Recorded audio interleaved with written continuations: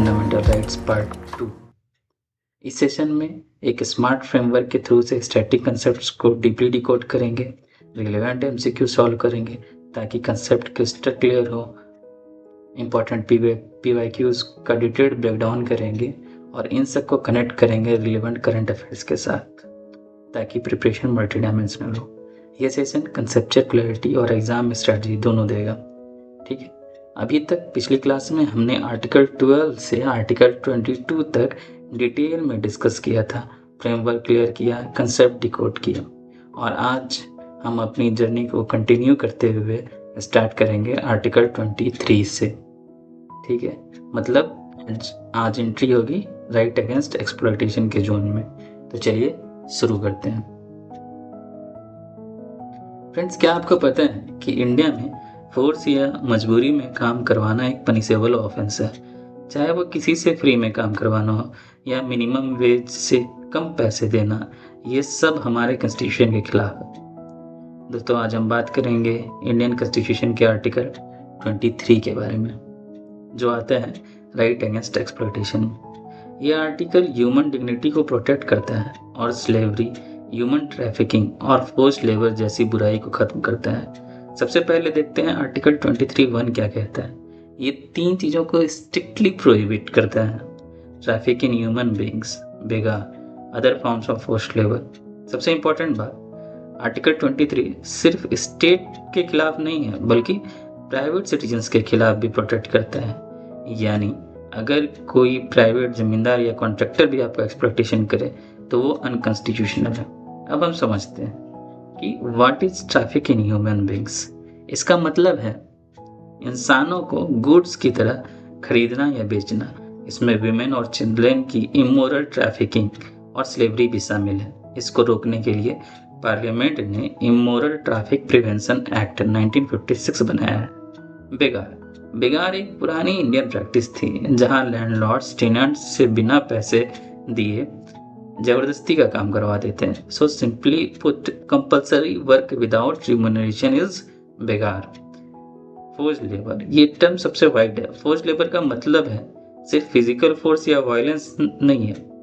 Supreme court ने clear किया था कि अगर इकोनॉमिक कंपल्सन की वजह से कोई मिनिमम वेज से कम पर काम कर रहा है तो वो भी फोर्स्ड लेबर माना जाएगा। सुप्रीम कोर्ट ने क्लियर किया कि अगर इकोनॉमिक कंपल्सन की वजह से कोई भी मिनिमम वेज से कम पर काम कर रहा है तो वो भी फोर्स्ड लेबर माना जाएगा।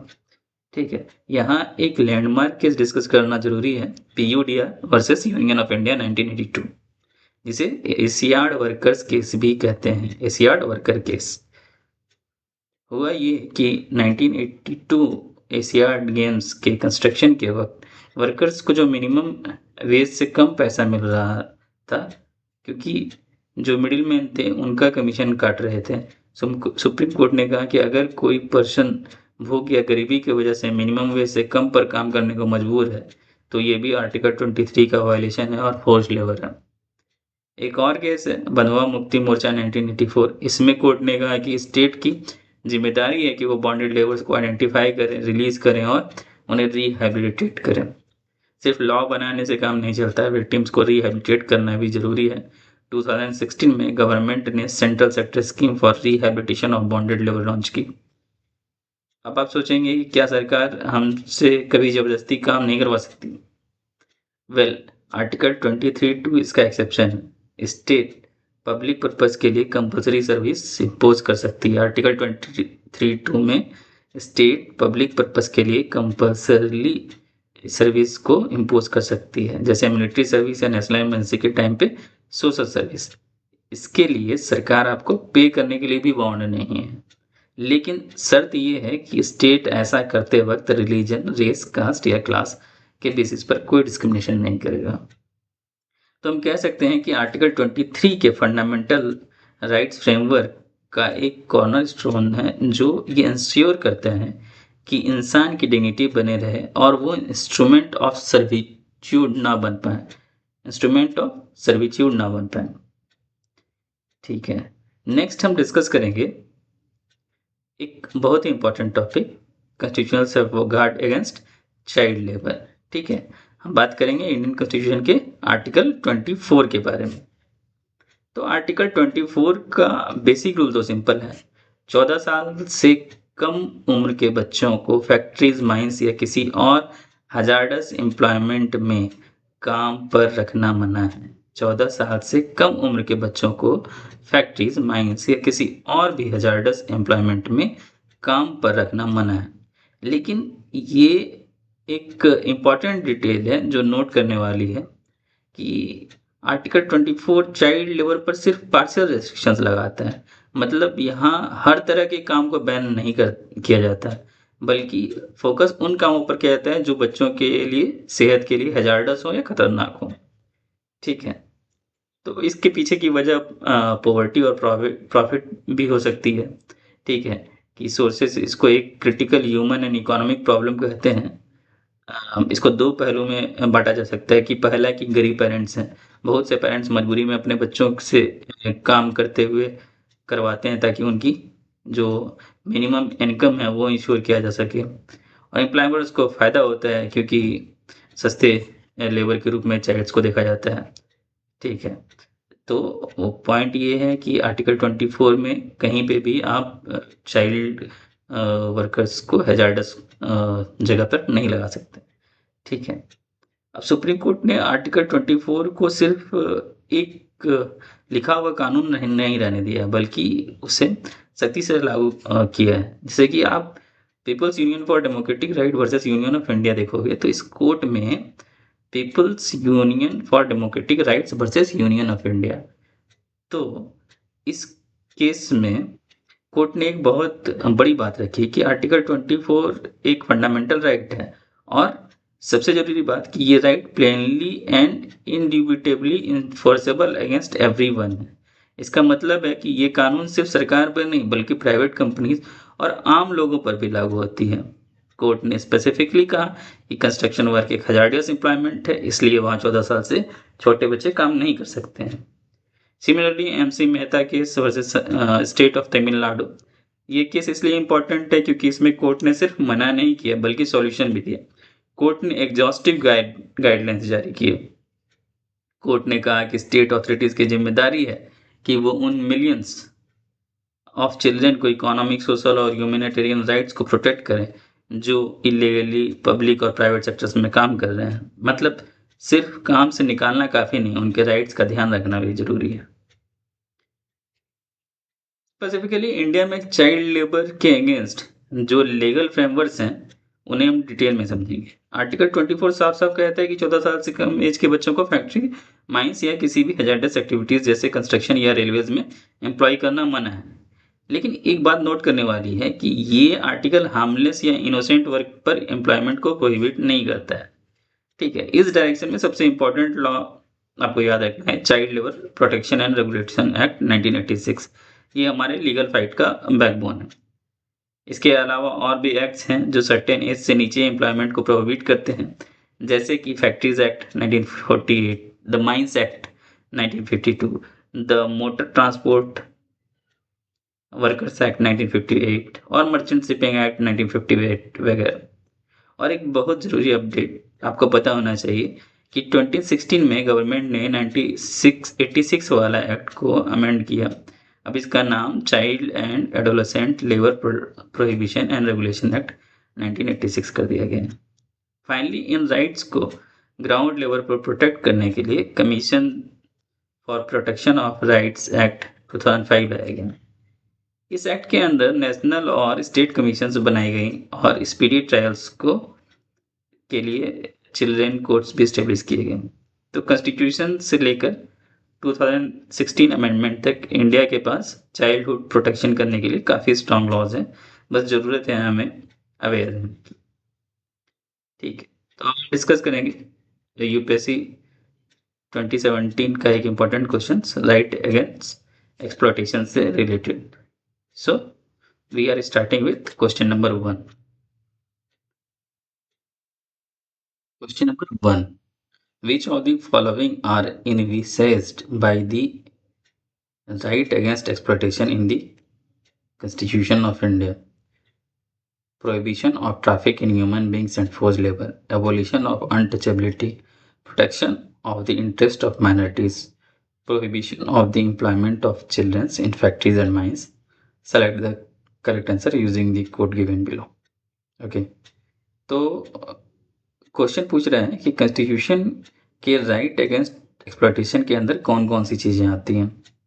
तो सबसे पहले देखते हैं कि राइट अगेंस्ट एक्सप्लॉयटेशन कॉन्स्टिट्यूशन के आर्टिकल 23 और 24 में दिया गया है। इसका मतलब, इसका मेन ऑब्जेक्टिव है ह्यूमन डिग्निटी को प्रोटेक्ट करना, इकोनॉमिक और फिजिकल एक्सप्लॉयटेशन को रोकना।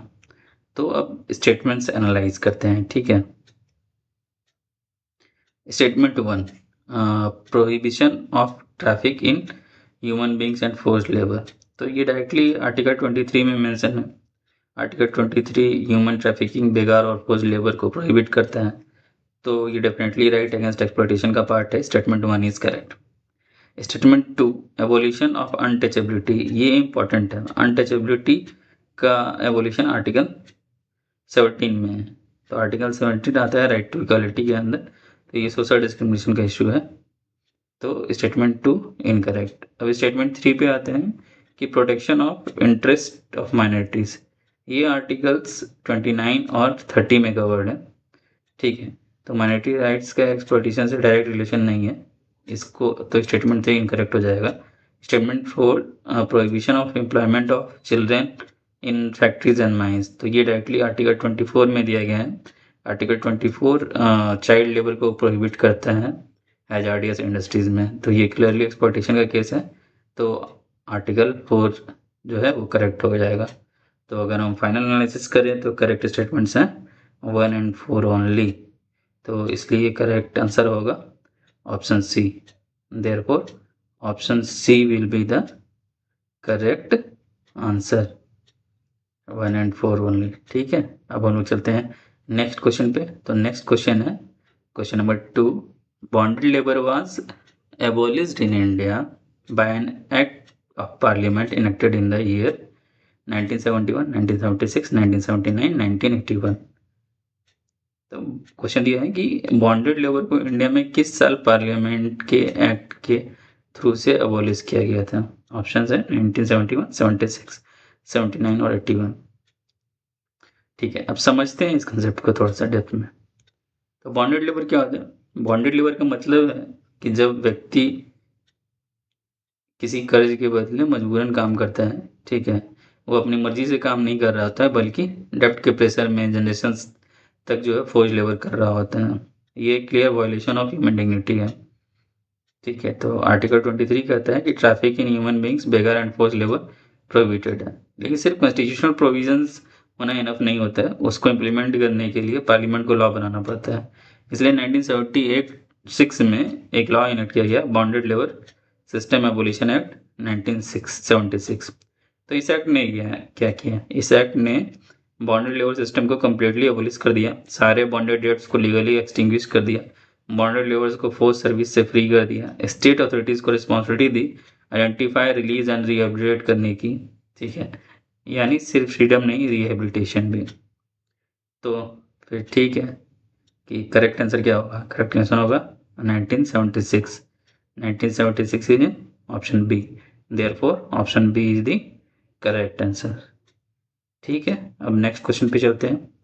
Next question is question number 3, the child labour was prohibited in hazardous employment by Indian Constitution, the judgment of the Supreme Court on December 10, 1996, United Charter, United Nations Charter, all of the above, ठीक है। तो child labours को hazardous employment में prohibit किसने किया हुआ है? जो ऑप्शन दिए हुए हैं कि इंडियन कॉन्स्टिट्यूशन, भारतीय संविधान में, सुप्रीम कोर्ट का जजमेंट 10 दिसंबर 1996, यूनाइटेड नेशन चार्टर, या ऑल ऑफ द एबव।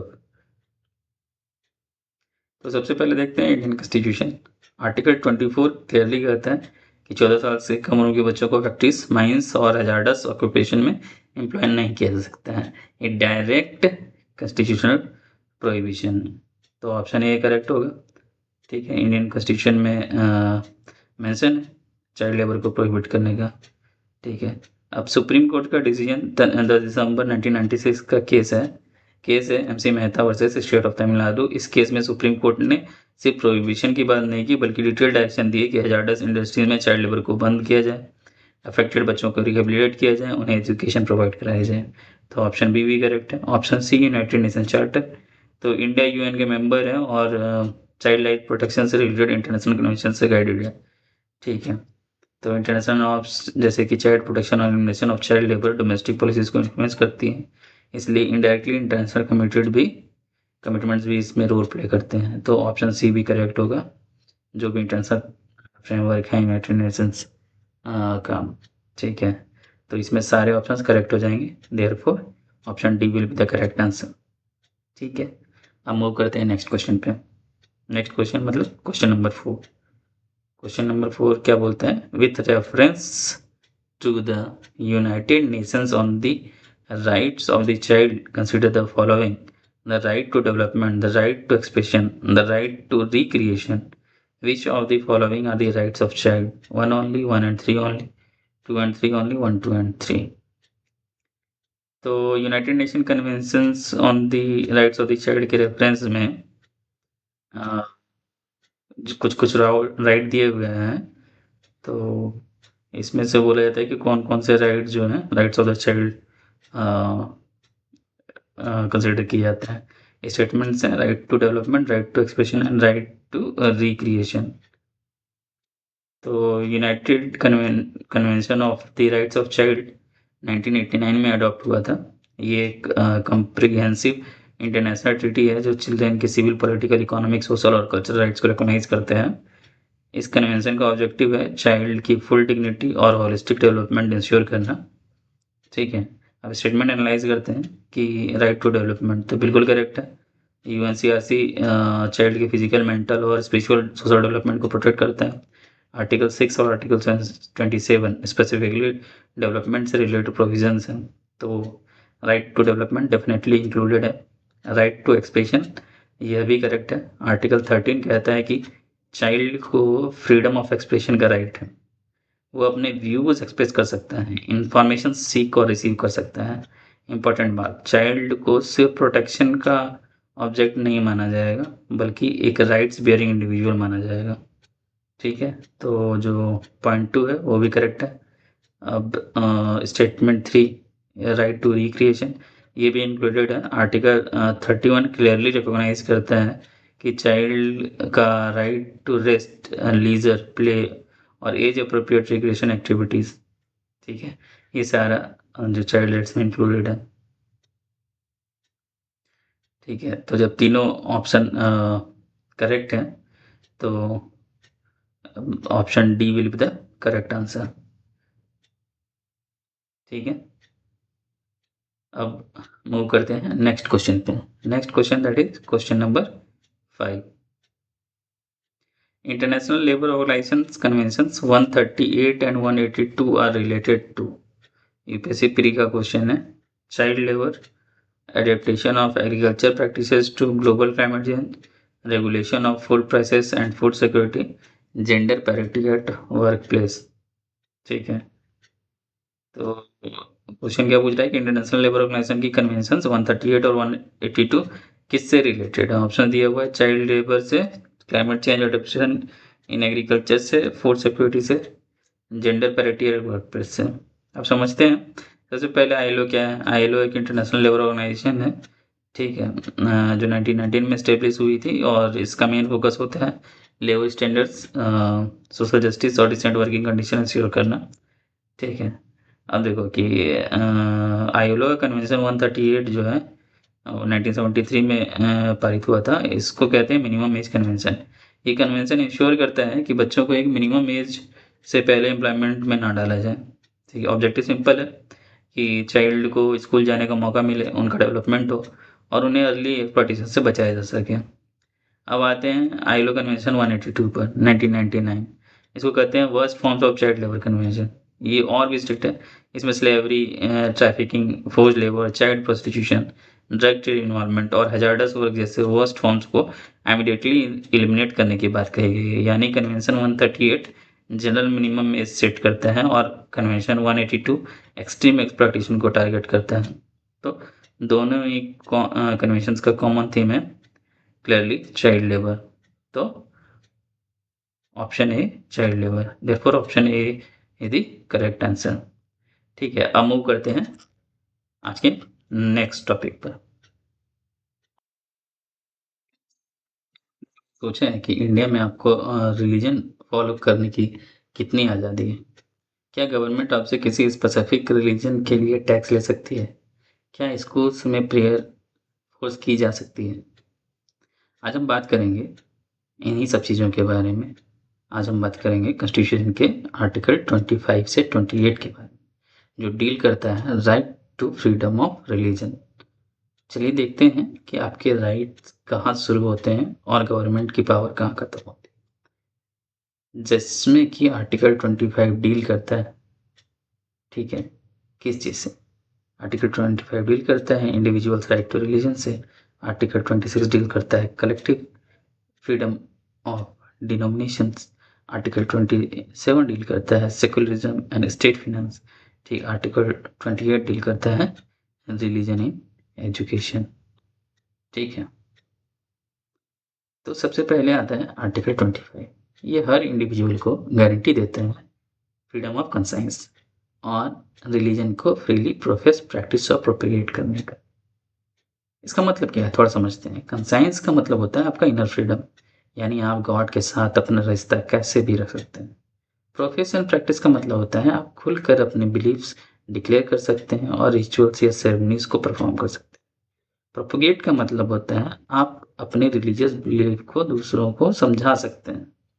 ठीक है, लेकिन यहाँ पर एक कंस्टेंट है कि राइट टू प्रोपेगेट का मतलब ये नहीं है कि आप किसी को फोर्सिबल कन्वर्सन करवा सकते हैं, क्योंकि फोर्सिबल कन्वर्सन दूसरे इंसान की फ्रीडम ऑफ कंसाइंस को वायलेट करता है। और हाँ, यहाँ ये राइट्स एब्सोल्यूट नहीं है। पब्लिक ऑर्डर, मोरालिटी और हेल्थ के बेसिस पर गवर्नमेंट इन्हें रेस्ट्रिक्ट कर सकता है। एक और इंटरेस्टिंग फैक्ट, आर्टिकल 25 के अंदर सिख रिलीजन्स के फॉलोअर्स के लिए जो कृपन करना उनके प्रोफेशन ऑफ रिलीजन का हिस्सा माना गया है। ठीक है, हाँ, जो कृपान है उनको वो कैरी कर सकते हैं अपने साथ। साथ ही लीगल कंटेक्स्ट में हिंदू टर्म के अंदर सिख, जैन और बुद्धिस्ट भी आते हैं। ठीक है, इसमें जो हिंदूज की डेफिनेशन है उसके अंदर में सिख, जैन और बुद्धिस्ट को एक समान से ट्रीट किया जाएगा अंडर हिंदू। ठीक है, अब हम लोग देख चुके थे कि आर्टिकल 25 जो है इंडिविजुअल्स के फ्रीडम ऑफ रिलीजन को डील कर रहा था। वहीं आर्टिकल 26 जो है ये रिलीजियस डिनोमिनेशंस के लिए है। ठीक है, इसे हम कलेक्टिव फ्रीडम ऑफ रिलीजन भी कहते हैं।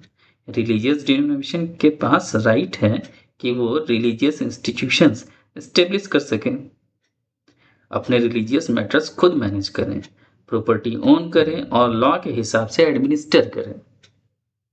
लेकिन डिनोमिनेशंस माने क्या? सुप्रीम कोर्ट ने इसके लिए 3 कंडीशंस बताए हैं। उनका एक कॉमन बिलीफ सिस्टम होना चाहिए, कॉमन ऑर्गेनाइजेशन होनी चाहिए और एक डिस्टिंक्टिव नेम होना चाहिए। इसी बेसिस पर कोर्ट ने रामकृष्ण मिशन और आनंद मार्ग रिलीजियस डिनोमिनेशन को रिलीजियस डिनोमिनेशंस कहा, रामकृष्ण मिशन और आनंद मार्ग को। ठीक है, बट औरबिंदो सोसाइटी को रिलीजियस डिनोमिनेशंस नहीं माना। ठीक है, अब बात करते हैं कुछ पैसे और उसके रिलेशनशिप विथ रिलीजन से। ठीक है, तो आर्टिकल 27 कहता है कि स्टेट आपसे ऐसा कोई टैक्स नहीं ले सकता है जो किसी पर्टिकुलर रिलीजन को प्रमोट करने के लिए यूज हो। ठीक है, मतलब आपका टैक्स मनी किसी एक धर्म को फेवर करने में खर्च नहीं हो सकता है। लेकिन यहाँ एक फ़र्क है कि टैक्स और फ़ी में गवर्नमेंट टैक्स नहीं लगा सकती है पर फ़ी चार्ज कर सकती है। जैसे पिलग्रिम से फ़ी ली जा सकती है उनकी सेफ्टी मेजर्स या सेकुलर एडमिनिस्ट्रेशन प्रोवाइड करने के लिए। ठीक है, नेक्स्ट अब हम बात करेंगे कॉन्स्टिट्यूशन के एक और बहुत इंपॉर्टेंट टॉपिक जो कि आर्टिकल 28 कि क्या आपके स्कूल या कॉलेज में रिलीजियस इंस्ट्रक्शन दी जा सकती है? क्या आपको प्रेयर या वर्शिप अटेम्प्ट करने के लिए फोर्स किया जा सकता है? तो आर्टिकल 28 बेसिकली डील करता है इन सब चीज़ों से। आर्टिकल 28 एजुकेशन इंस्टीट्यूशंस में रिलीजियस इंस्ट्रक्शन के साथ जो हमारे कॉन्स्टिट्यूशन बताता है उसके बारे में एक्सप्लोर करता है, उसके बारे में इंस्ट्रक्शन देता है। इस आर्टिकल ने इंस्टीट्यूशंस को 4 कैटेगरी में डिवाइड किया है और हर कैटेगरी के लिए रूल्स अलग हैं। सबसे पहली कैटेगरी है वो इंस्टीट्यूशंस जो Holi maintained out of state funds हैं, यानी जो पूरी तरह गवर्नमेंट के पैसे से चलते हैं। यहाँ रूल सिंपल है, religious instructions is completely prohibited, मतलब यहाँ कोई भी रिलीजियस पढ़ाई नहीं हो सकती है। किस केस में? कैटेगरी ए में वो इंस्टीट्यूशंस जो fully maintained out of state fund हो, वहाँ पे रिलीजियस इंस्ट्रक्शंस कम्प्लीटली प्रोहिबिटेड है। ऐसे इंस्टीट्यूशन जो स्टेट एडमिनिस्टर करता है लेकिन वो किसी एंडोमेंट या ट्रस्ट के अंडर स्टेब्लिश हुए हैं, जो रिलीजियस इंस्ट्रक्शंस रिक्वायर करते हैं, तो इस केस में रिलीजियस इंस्ट्रक्शन परमिटेड है। इवन दो गवर्नमेंट इसे मैनेज कर रही है, ट्रस्ट की रिक्वायरमेंट की वजह से ये अलाउ किया जा सकता है। ठीक है, तो ये कैटेगरी बी है। अब आते हैं कैटेगरी सी और कैटेगरी डी पर। कैटेगरी सी में वो इंस्टीट्यूशंस जो स्टेट से रिकॉग्नाइज्ड हैं और डी में जो स्टेट फंड से एड रिसीव करते हैं। तो इन दोनों केस में रिलीजियस इंस्ट्रक्शन परमिटेड तो होती हैं लेकिन वॉलंटरी बेसिस पर होती है। इसका मतलब यहाँ है कि किसी भी स्टूडेंट को रिलीजियस इंस्ट्रक्शंस या वर्शिप अटेंड करने के लिए रिक्वायर नहीं किया जा सकता है बिना उसकी कंसेंट के। तो कंसेंट यहाँ पर मिलना ज़रूरी है। अगर स्टूडेंट माइनर है तो उनके गार्जियन की कंसेंट ज़रूरी है, आप किसी को फोर्स नहीं कर सकते। तो शॉर्ट में समझे, गवर्नमेंट फंडेड है तो कोई रिलीजियस इंस्ट्रक्शन नहीं, ट्रस्ट बेस्ड अगर है तो वॉलंटरीली अलाउड है। ठीक है, एडेड है तो अलाउड है पर वॉलंटरीली। ठीक है, तो आई होप आर्टिकल 28 का कंसेप्ट यहाँ पर क्लियर हो गया। अब हम लोग आते हैं इन्हीं सब कंसेप्ट से रिलेटेड एमसीक्यूज पर। तो हम लोग स्टार्ट करते हैं question number 6। The provision of a right to freedom of religion includes freedom of propagation of religion, right to wear and carry kirpans by 6, states' right to make laws for social reforms, right to conversion of the religion of people by religious body. Choose the correct answer from the given codes दिए हुए हैं। तो question है कि right to freedom of religion के provision में क्या क्या इंक्लूड होता है? Freedom of propagation of religion, 6 का किरपन पहनने और कैरी करने का राइट, स्टेट के सोशल रिफॉर्म के लिए लॉ बनाना और रिलीजियस बॉडीज के लोगों को कन्वर्ट करने का राइट। तो इसमें से हमें सेलेक्ट करना है कौन से करेक्ट है और कौन से इनकरेक्ट है। ठीक है, तो इसको समझते हैं थोड़ा डिटेल। सबसे पहले बैकग्राउंड देखते हैं कि right to freedom of religion constitution के आर्टिकल 25 से 28 तक दिया गया है। सबसे इम्पोर्टेंट यहाँ पर है आर्टिकल 25। तो स्टेटमेंट 1 जो freedom of propagation of religion के बारे में बात करता है, तो आर्टिकल 25 क्लियरली कहता है कि freedom of conscience, profession, practice and propagation of religion. ठीक है, प्रोपेगेशन का मतलब अपने रिलीजन को स्प्रेड करना, एक्सप्लेन करना, लेकिन ध्यान रखना है कि यहाँ पर प्रोपेगेशन का मतलब फोर्स कन्वर्सन नहीं है। तो जो स्टेटमेंट 1 दिया गया है वो करेक्ट है। स्टेटमेंट 2 बोल रहा है right to wear and carry kirpan by Sikhs. तो आर्टिकल 25 स्पेसिफिकली रिकॉग्नाइज करता है कि सिख रिलीजन का प्रोफेशन इंक्लूड करता है wearing and carrying of kirpans. ठीक है ना, ये कॉन्स्टिट्यूशन में एक्सप्रेसली मेंशन्ड है। तो स्टेटमेंट 2 भी करेक्ट होगा। अब स्टेटमेंट 3 बोलता है states right to make laws for social reforms. ये बहुत इंपॉर्टेंट है कि आर्टिकल 25 टू स्टेट को पावर देता है कि सोशल वेलफेयर और रिफॉर्म के लिए लॉ बनाने का, चाहे वो रिलीजियस प्रैक्टिस को अफेक्ट करे। ठीक है, जैसे कि इंडिया में टेम्पल एंट्री लॉज बनाए गए हैं, एबोलिशन ऑफ अनटचेबिलिटी किया गया है। ठीक है, यानी कि रिलीजन एब्सोल्यूट नहीं है। यहाँ पर पब्लिक ऑर्डर, मोरालिटी, हेल्थ और सोशल रिफॉर्म के सब्जेक्ट पर इसको रेस्ट्रिक्ट किया जा सकता है, इसमें इंटरवीन किया जा सकता है। हम लोग फर्दर जब मेंस का टॉपिक डिस्कस करेंगे तो उसमें हम लोग बताएंगे कि इंडिया में जो सेकुलरिज्म है वो प्रिंसिपल डिस्टेंस मॉडल पर है। ठीक है, कि हम लोग एक प्रिंसिपल डिस्टेंस पर है लेकिन उसमें इंटरवीन भी कर सकते हैं। यहाँ पे इंडिया में पॉजिटिव सेकुलरिज्म का कंसेप्ट है। ठीक है, तो ये भी उसका one of the major aspect है। अब आते हैं स्टेटमेंट 4 पर। इसमें है right to conversion of religion of people by religious bodies. तो ये देखो, ये ट्रिकी है कि कॉन्स्टिट्यूशन कन्वर्जन का फंडामेंटल राइट नहीं देते हैं। सुप्रीम कोर्ट ने अपने 1977 के जो डिसीजन था स्टेनिस्लास वर्सेस स्टेट ऑफ एमपी, इसमें क्लियर किया था कि फ्रीडम ऑफ रिलीजन में फोर्स्ड या इंट्रोड्यूस्ड कन्वर्जन का राइट इंक्लूड नहीं होता है। ठीक है, तो स्टेटमेंट 4 इनकरेक्ट हो जाएगा। तो करेक्ट स्टेटमेंट क्या होंगे? 1, 2 and 3। Therefore option A is the correct answer. ठीक है, कौन कौन से सही हो रहे हैं? 1, 2 and 3। Freedom of propagation of religion, Sikh का किरपन पहनने का अधिकार, स्टेट का सोशल रिफॉर्म, ये सारे किस में जाते हैं? आपके फ्रीडम ऑफ रिलीजन में आ जाते हैं। तो क्या हो जाएगा आपका? ऑप्शन ए सही हो जाएगा। ठीक है, मूव करते हैं नेक्स्ट क्वेश्चन पर। नेक्स्ट क्वेश्चन किस से रिलेटेड है उसको देखते हैं। Question number 7, according to article 25 of the constitution, the right to freedom of religion is not subjected to public order, health, morality, humanism। मतलब आर्टिकल 25 के according right to freedom of religion किस चीज के अधीन नहीं है? ऑप्शन है public order, health, morality और ह्यूमनिज्म। तो देखते हैं इसको लॉजिकली। सबसे पहले आर्टिकल 25 क्या कहता है? आर्टिकल 25 गारंटी करता है freedom of conscience, right to profess, practice, propagate religion. ठीक है, लेकिन ये राइट एब्सोल्यूट नहीं है, हम लोग पहले भी डिस्कस कर चुके हैं। ठीक है, आर्टिकल 25 क्लियरली बोलता है कि ये फ्रीडम सब्जेक्ट है किस चीज़ के? पब्लिक ऑर्डर, मोरालिटी, हेल्थ और अदर प्रोविजंस ऑफ पार्ट 3। ठीक है, यानी अगर कोई रिलीजियस प्रैक्टिस है, पब्लिक ऑर्डर डिस्टर्ब करे या मोरालिटी को वायलेट करे या हेल्थ के अगेंस्ट में हो, तो स्टेट इंटरवीन करेगा। ठीक है, तो ऑप्शन चेक करते हैं। तो पब्लिक ऑर्डर यस सब्जेक्ट है, हेल्थ यस सब्जेक्ट है, मोरालिटी यस सब्जेक्ट है, ह्यूमनिज्म आर्टिकल 25 में कहीं डायरेक्टली मेंशन नहीं है। ठीक है, तो अब ह्यूमनिज्म एक फिलोसफिकल कंसेप्ट है, लेकिन कॉन्स्टिट्यूशन में आर्टिकल 25 में ह्यूमनिज्म को सब्जेक्ट नहीं बनाया गया। ठीक है ना, तो इसलिए करेक्ट आंसर क्या हो जाएगा? Option D, humanism. ओके, हम मूव करते हैं नेक्स्ट क्वेश्चन पे। नेक्स्ट क्वेश्चन है क्वेश्चन नंबर 8। क्वेश्चन नंबर 8 क्या बोलता है? The word Hindu in article 25 of the constitution of India does not include Buddhist, Jains, Parsi, Sikhs. तो आर्टिकल 25 में जो वर्ड हिंदू है यूज हुआ है, उसमें कौन सा इंक्लूड नहीं होता? तो ऑप्शन बोलता है बुद्धिस्ट, जैन, पारसी और सिख। ठीक है, तो इस कंसेप्ट को थोड़ा सा समझने का कोशिश करते हैं।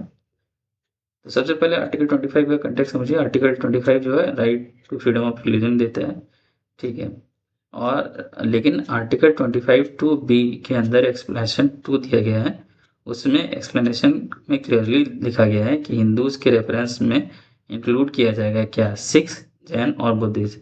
यानी अगर कॉन्स्टिट्यूशन में कहीं हिंदू रिलीजियस इंस्टीट्यूशंस की बात हो, तो वो ऑटोमेटिकली सिख, जैन और बुद्धिस्ट इंस्टीट्यूशंस को भी इंक्लूड करेगा फॉर लीगल पर्पसेस। ठीक है, तो अब एनालाइज करते हैं कि बुद्धिस्ट हाँ इंक्लूडेड है, जैन्स इंक्लूडेड है, सिख्स इंक्लूडेड है, पारसीस नहीं, पारसीस इंक्लूडेड नहीं है। ठीक है, तो पारसीस एक डिस्टिंक्ट रिलीजियस कम्युनिटी है।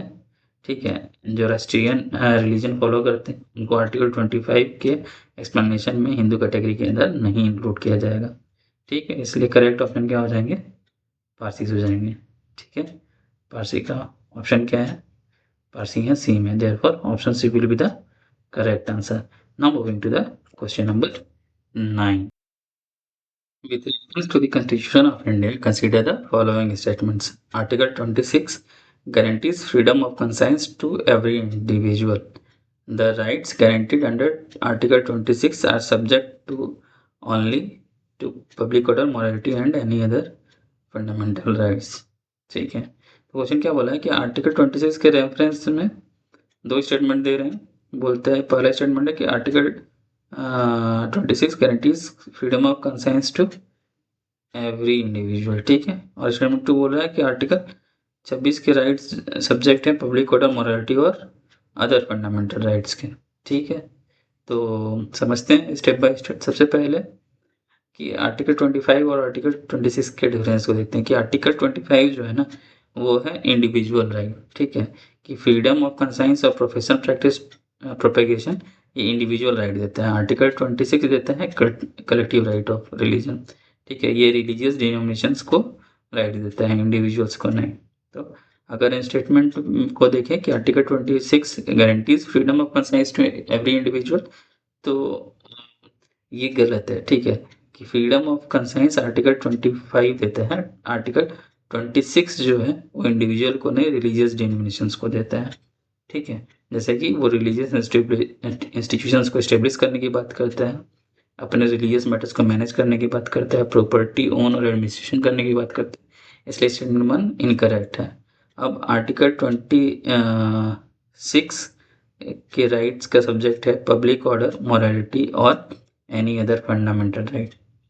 तो अब आर्टिकल 26 का क्या क्या सब्जेक्ट है उसको देखते हैं, ठीक है ना, कि क्या रीजनेबल रिस्ट्रिक्शंस हैं। तो वो है पब्लिक ऑर्डर, मोरालिटी और हेल्थ, ठीक है, बस इतना ही है। एनी अदर फंडामेंटल राइट्स वो कहाँ पे था, ये एनी अदर फंडामेंटल राइट्स आपका आर्टिकल 25 में था, 26 में नहीं है, ठीक है ना।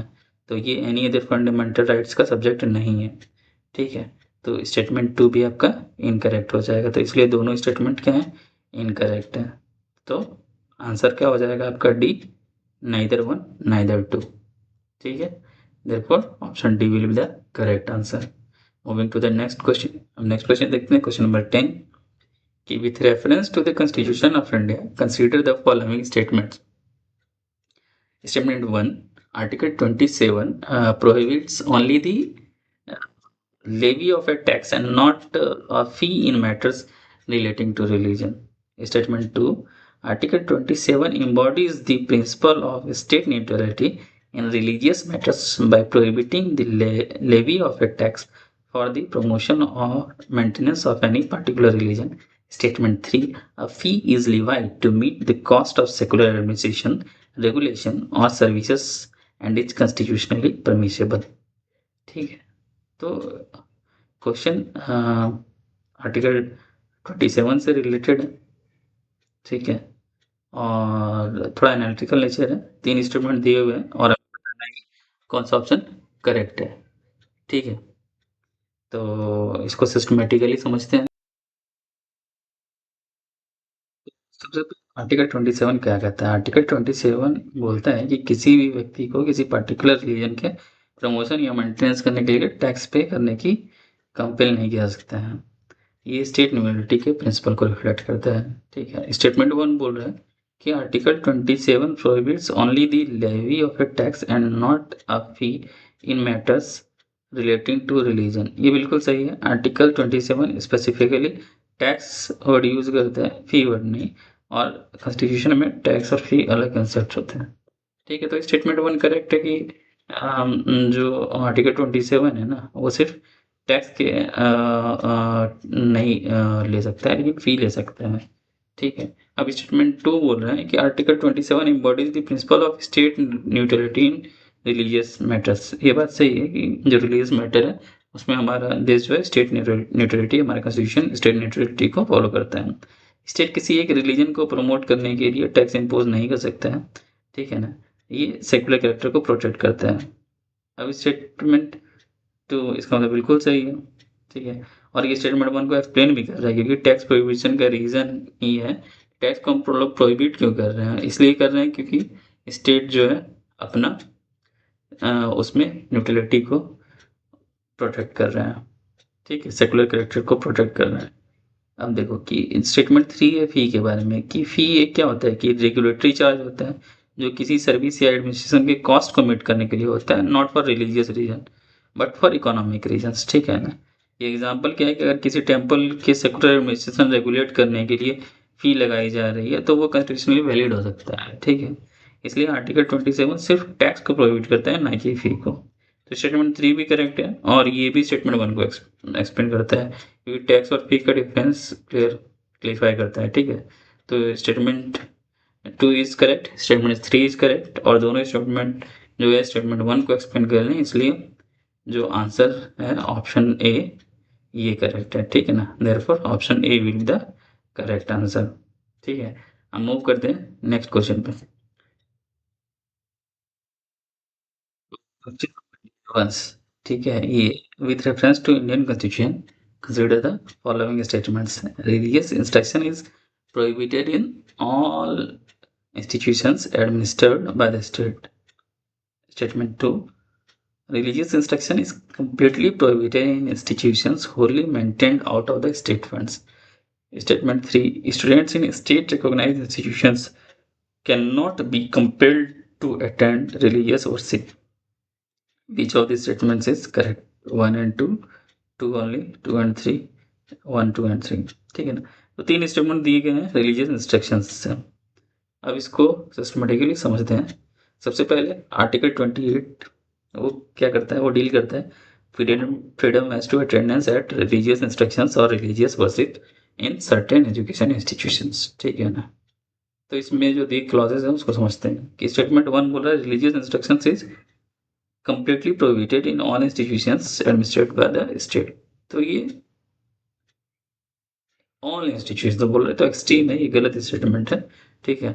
आर्टिकल 21 कहता है कि रिलीजियस इंस्ट्रक्शन इज प्रोहिबिटेड है सिर्फ उन इंस्टीट्यूशंस में जो Holi maintained out of state funds हैं, जिसमें कि स्टेट फंड्स पूरी तरह से यूज़ किए जाते हैं उस इंस्टीट्यूशन को मेंटेन करने के लिए। ठीक है? लेकिन उसमें एक्सेप्शंस भी है। ठीक है? कि अगर कोई इंस्टीट्यूशन स्टेट एडमिनिस्टर कर रहा है लेकिन वो किसी ट्रस्ट का एंडोमेंट के अंदर में स्टेब्लिश हुआ है। ठीक है ना?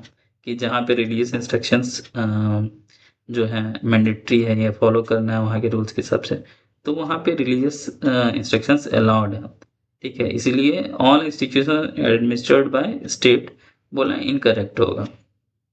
अब स्टेटमेंट 2 को देखते हैं कि religious instruction is completely prohibited in institutions Holi maintained out of state funds. तो ये बात तो ठीक है, ये बात हम लोग देख ही चुके थे कि डायरेक्टली 28(1) में लिखा हुआ है कि जो भी इंस्टीट्यूशंस कंप्लीटली स्टेट फंड से मेंटेन होगा तो वहाँ पे रिलीजियस इंस्ट्रक्शन अलाउड नहीं होगा। अब स्टूडेंट तीसरा स्टेटमेंट बोल रहा है कि students in state recognised institutions can not be compared to attend religious worship. ये बात तो सही है कि 28(3) भी कहता है कि कोई भी स्टूडेंट जो state recognised state aided institution में पढ़ रहा है उसको रिलीजियस इंस्ट्रक्शंस या वर्शिप अटेंड करने के लिए फोर्स नहीं किया जा सकता है। ठीक है? उसका कंसेंट ज़रूरी है और अगर माइनर है तो उसके गार्जियन का कंसेंट ज़रूरी है। तो स्टेटमेंट 3 जो है वो करेक्ट है। तो फाइनली हम कह सकते हैं कि स्टेटमेंट 1 इनकरेक्ट, स्टेटमेंट 2 जो है करेक्ट है, स्टेटमेंट 3 करेक्ट है, इसलिए करेक्ट आंसर जो है वो है option C. Therefore option C will be the correct answer. Now we moving to the next concern. Constitution के एक बहुत ही इम्पोर्टेंट आर्टिकल के बारे में, आर्टिकल 29। ये आर्टिकल हमारे कल्चरल और एजुकेशनल राइट्स का हिस्सा है। ठीक है? आर्टिकल 29 बेसिकली 2 मेजर चीज़ों की गारंटी देता है। पॉइंट नंबर 1, तो रिपीटिंग पॉइंट नंबर 1, इंडिया के किसी भी पार्ट में रहने वाले सिटीजन्स को अ, कोई भी सेक्शन जिसकी कि अपने डिस्टिंक्ट लैंग्वेज, स्क्रिप्ट या कल्चर है, उन्हें यूज़ कंज़र्व करने का यानी बचाने का पूरा हक है। ठीक है?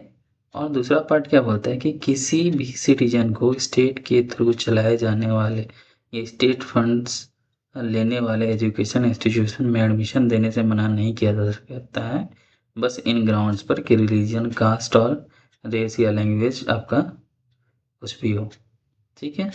तो ये 2 चीज़ों की गारंटी देता है आर्टिकल 29।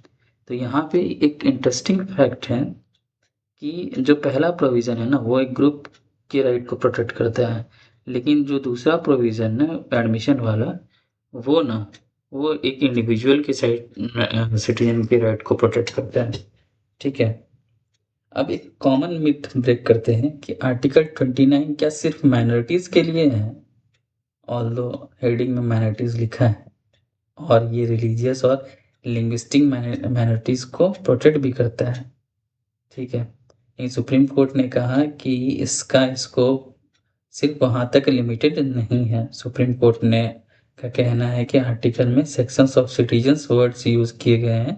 इसका मतलब ये है कि ये आर्टिकल माइनॉरिटीज़ के साथ-साथ मेजॉरिटी के राइट्स को भी इंक्लूड करता है। लास्ट में एक फैक्ट, सुप्रीम कोर्ट ने ये भी होल्ड किया है कि लैंग्वेज को कंज़र्व करने का राइट का मतलब है कि आप उसके प्रोटेक्शन के लिए एजिटेट भी कर सकते हैं, कैंपेन या प्रोटेस्ट भी कर सकते हैं पीसफुली, ठीक है? इसलिए अगर इलेक्शंस के दौरान कोई पॉलिटिशियन अपनी राइट्स को बचाने के लिए स्पीच देता है, प्रोमिसेस करता है, तो representations of right of the people's act के अंदर करप्ट प्रैक्टिस नहीं माना जाएगा।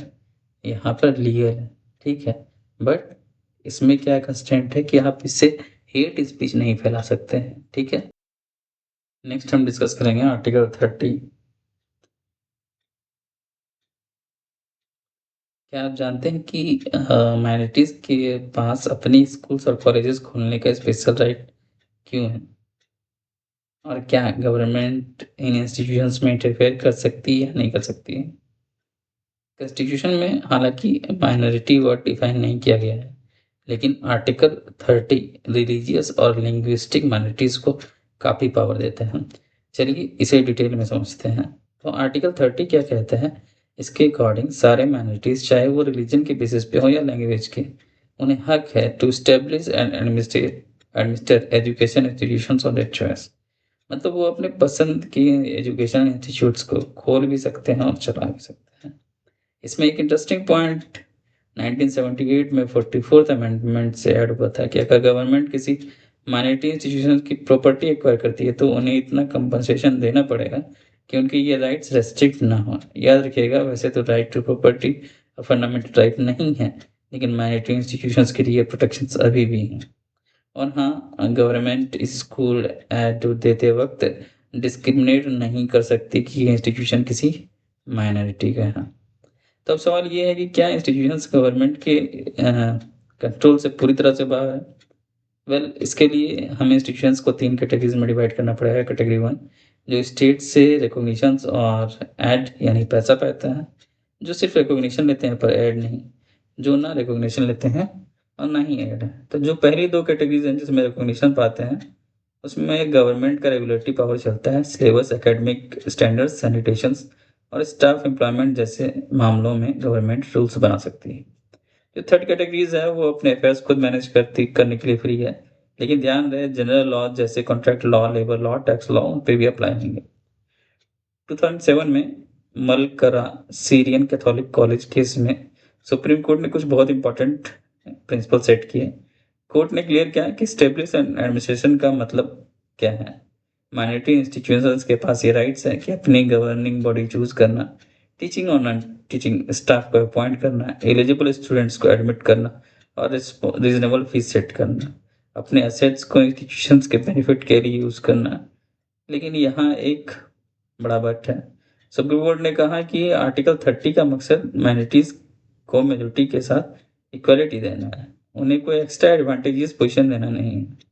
इसके लिए कोई रिवर्स डिस्क्रिमिनेशन नहीं हो सकता है। नेशनल इंटरेस्ट, सिक्योरिटी, मोरालिटी और टैक्सेशंस के लॉज़ सब पर बराबर लगेंगे। सबसे इम्पोर्टेंट है कि the right to administer is not the right to mall administration.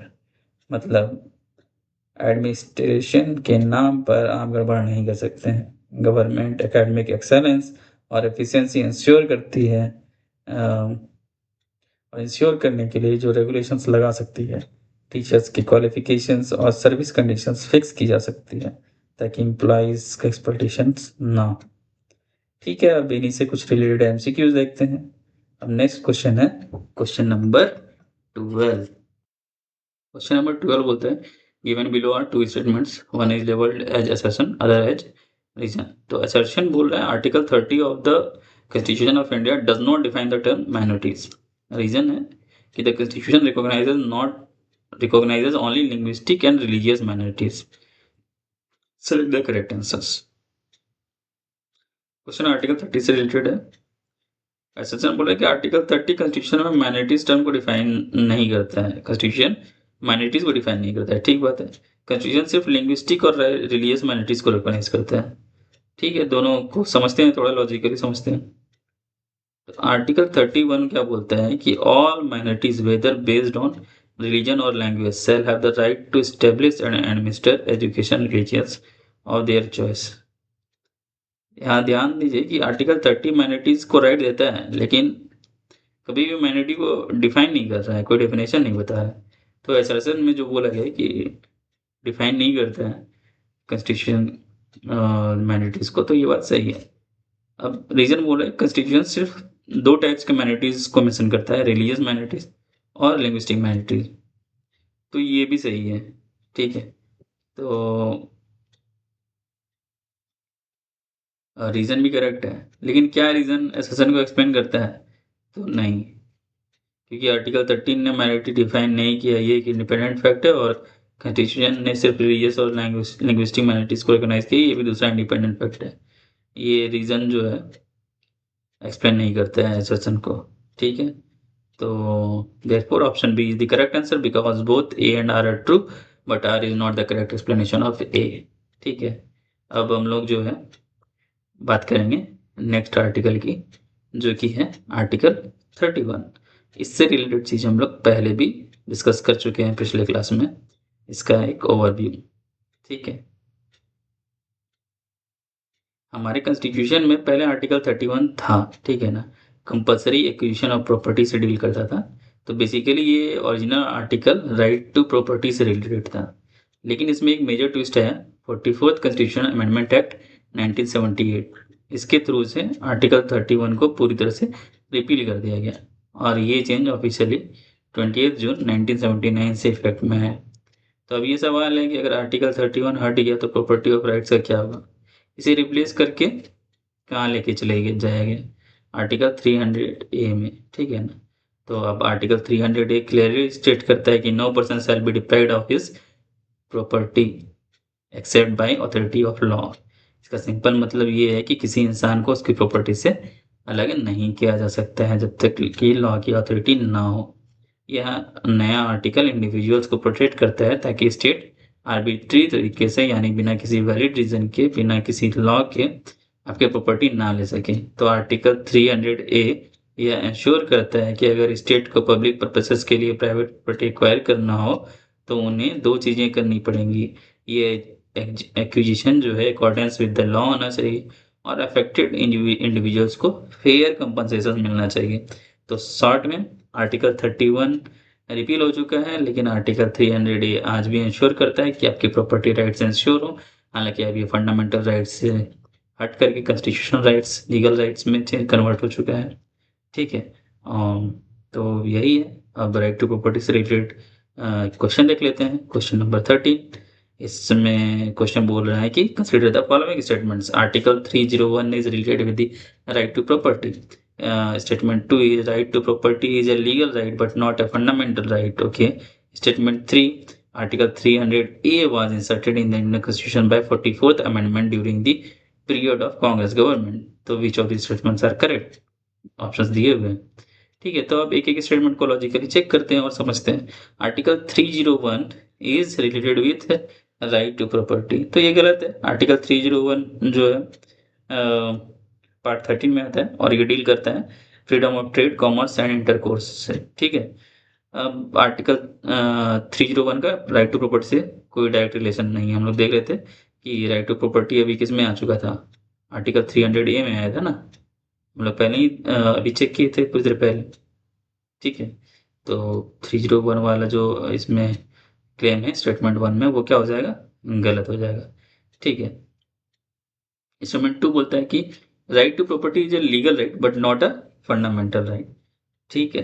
सही बात है कि जो 44th कॉन्स्टिट्यूशनल अमेंडमेंट एक्ट आया उससे राइट टू प्रॉपर्टी को जो है फंडामेंटल राइट से हटा दिया गया, और अब ये प्रोटेक्टेड है आर्टिकल 300 ए में, यहाँ पे कॉन्स्टिट्यूशनल लीगल राइट के रूप में।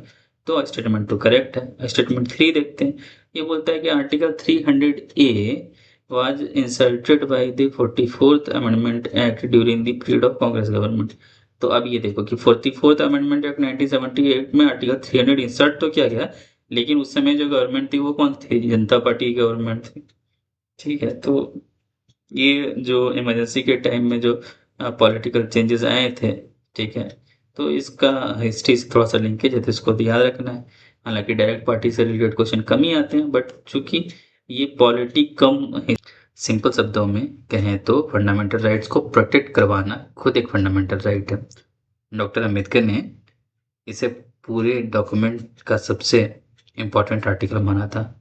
उन्होंने कहा था कि इसके बिना कॉन्स्टिट्यूशन से एक नलिटी यानी बेकार होगा। उन्होंने इसे कहा कि the very soul of the constitution and the very heart of it. In fact supreme court ने रूल किया है कि आर्टिकल 32 कॉन्स्टिट्यूशन का एक बेसिक फीचर है। इसका मतलब है कि इससे हटाया या छोटा नहीं किया सकता है, यहाँ तक कि कॉन्स्टिट्यूशन अमेंडमेंट से भी नहीं। तो ये एक्चुअली करता क्या है, ये आर्टिकल इससे 4 स्पेसिफिक प्रोविज़न में ब्रेक करता है। सबसे पहले ये गारंटी देता है कि आप अपने फंडामेंटल राइट्स को एनफोर्स करवाने के लिए डायरेक्टली सुप्रीम कोर्ट जा सकते हैं। आप अपने फंडामेंटल राइट्स को एनफोर्स करवाने के लिए डायरेक्टली सुप्रीम कोर्ट जा सकते हैं। दूसरा, सुप्रीम कोर्ट को पावर देता है कि ये ऑर्डर्स या रीट्स इशू करे। इन रीट्स में शामिल है हाबियस कॉर्पस, मैंडामस, प्रोहिबिशन, सर्ट्यूररी और को वारंटो। तीसरा, पार्लियामेंट किसी और कोर्ट को भी ये डायरेक्शंस और रिट्स इशू करने का पावर दे सकता है। हाउएवर, यहाँ पर नोट करना है कि अदर कोर्ट्स में हाई कोर्ट शामिल नहीं है, क्योंकि आर्टिकल 226 के अंदर पहले से ही ये पावर्स उन्हें दिए जा चुके हैं। ठीक है। और फाइनल प्रोविजन, सुप्रीम कोर्ट जाने का राइट सस्पेंड नहीं किया जा सकता है, बस एक एक्सेप्शन के अलावा। वो एक्सेप्शन है national emergency. Article 359 constitution provide करता है कि नेशनल इमरजेंसी के दौरान प्रेसिडेंट फंडामेंटल राइट्स के इन्फोर्समेंट के लिए कोर्ट जाने का राइट सस्पेंड कर सकते हैं, आर्टिकल 359। तो सिंपल में ब्रॉडली हम समझें कि आर्टिकल 39 जो है वो मशीनरी है जो बाकी कॉन्स्टिट्यूशन को रन करती है। ठीक है। ये जो भी पेपर पे कॉन्स्टिट्यूशन में रूल्स दिखे हुए हैं उनको एनफोर्सेबल रियलिटी में बनाती है। ठीक है। अब हम लोग देखेंगे द 5 प्राइमल राइट्स के बारे में। ठीक है। जैसा हम डिस्कस कर चुके हैं कि अगर आपके फंडामेंटल राइट्स वायलेट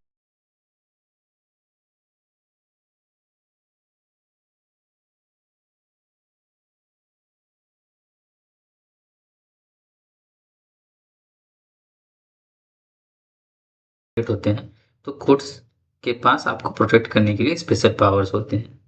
वो पावर्स आर्टिकल 32 और आर्टिकल 226 के अंडर कोर्ट्स को स्पेशल ऑर्डर इशू करने का पावर मिलता है। ठीक है ना, जिसे हम रीड्स कहते हैं। अब हम सिंप्लीफाई करेंगे उन 5 प्राइमल राइट्स को जो आपके राइट्स को प्रोटेक्ट करते हैं।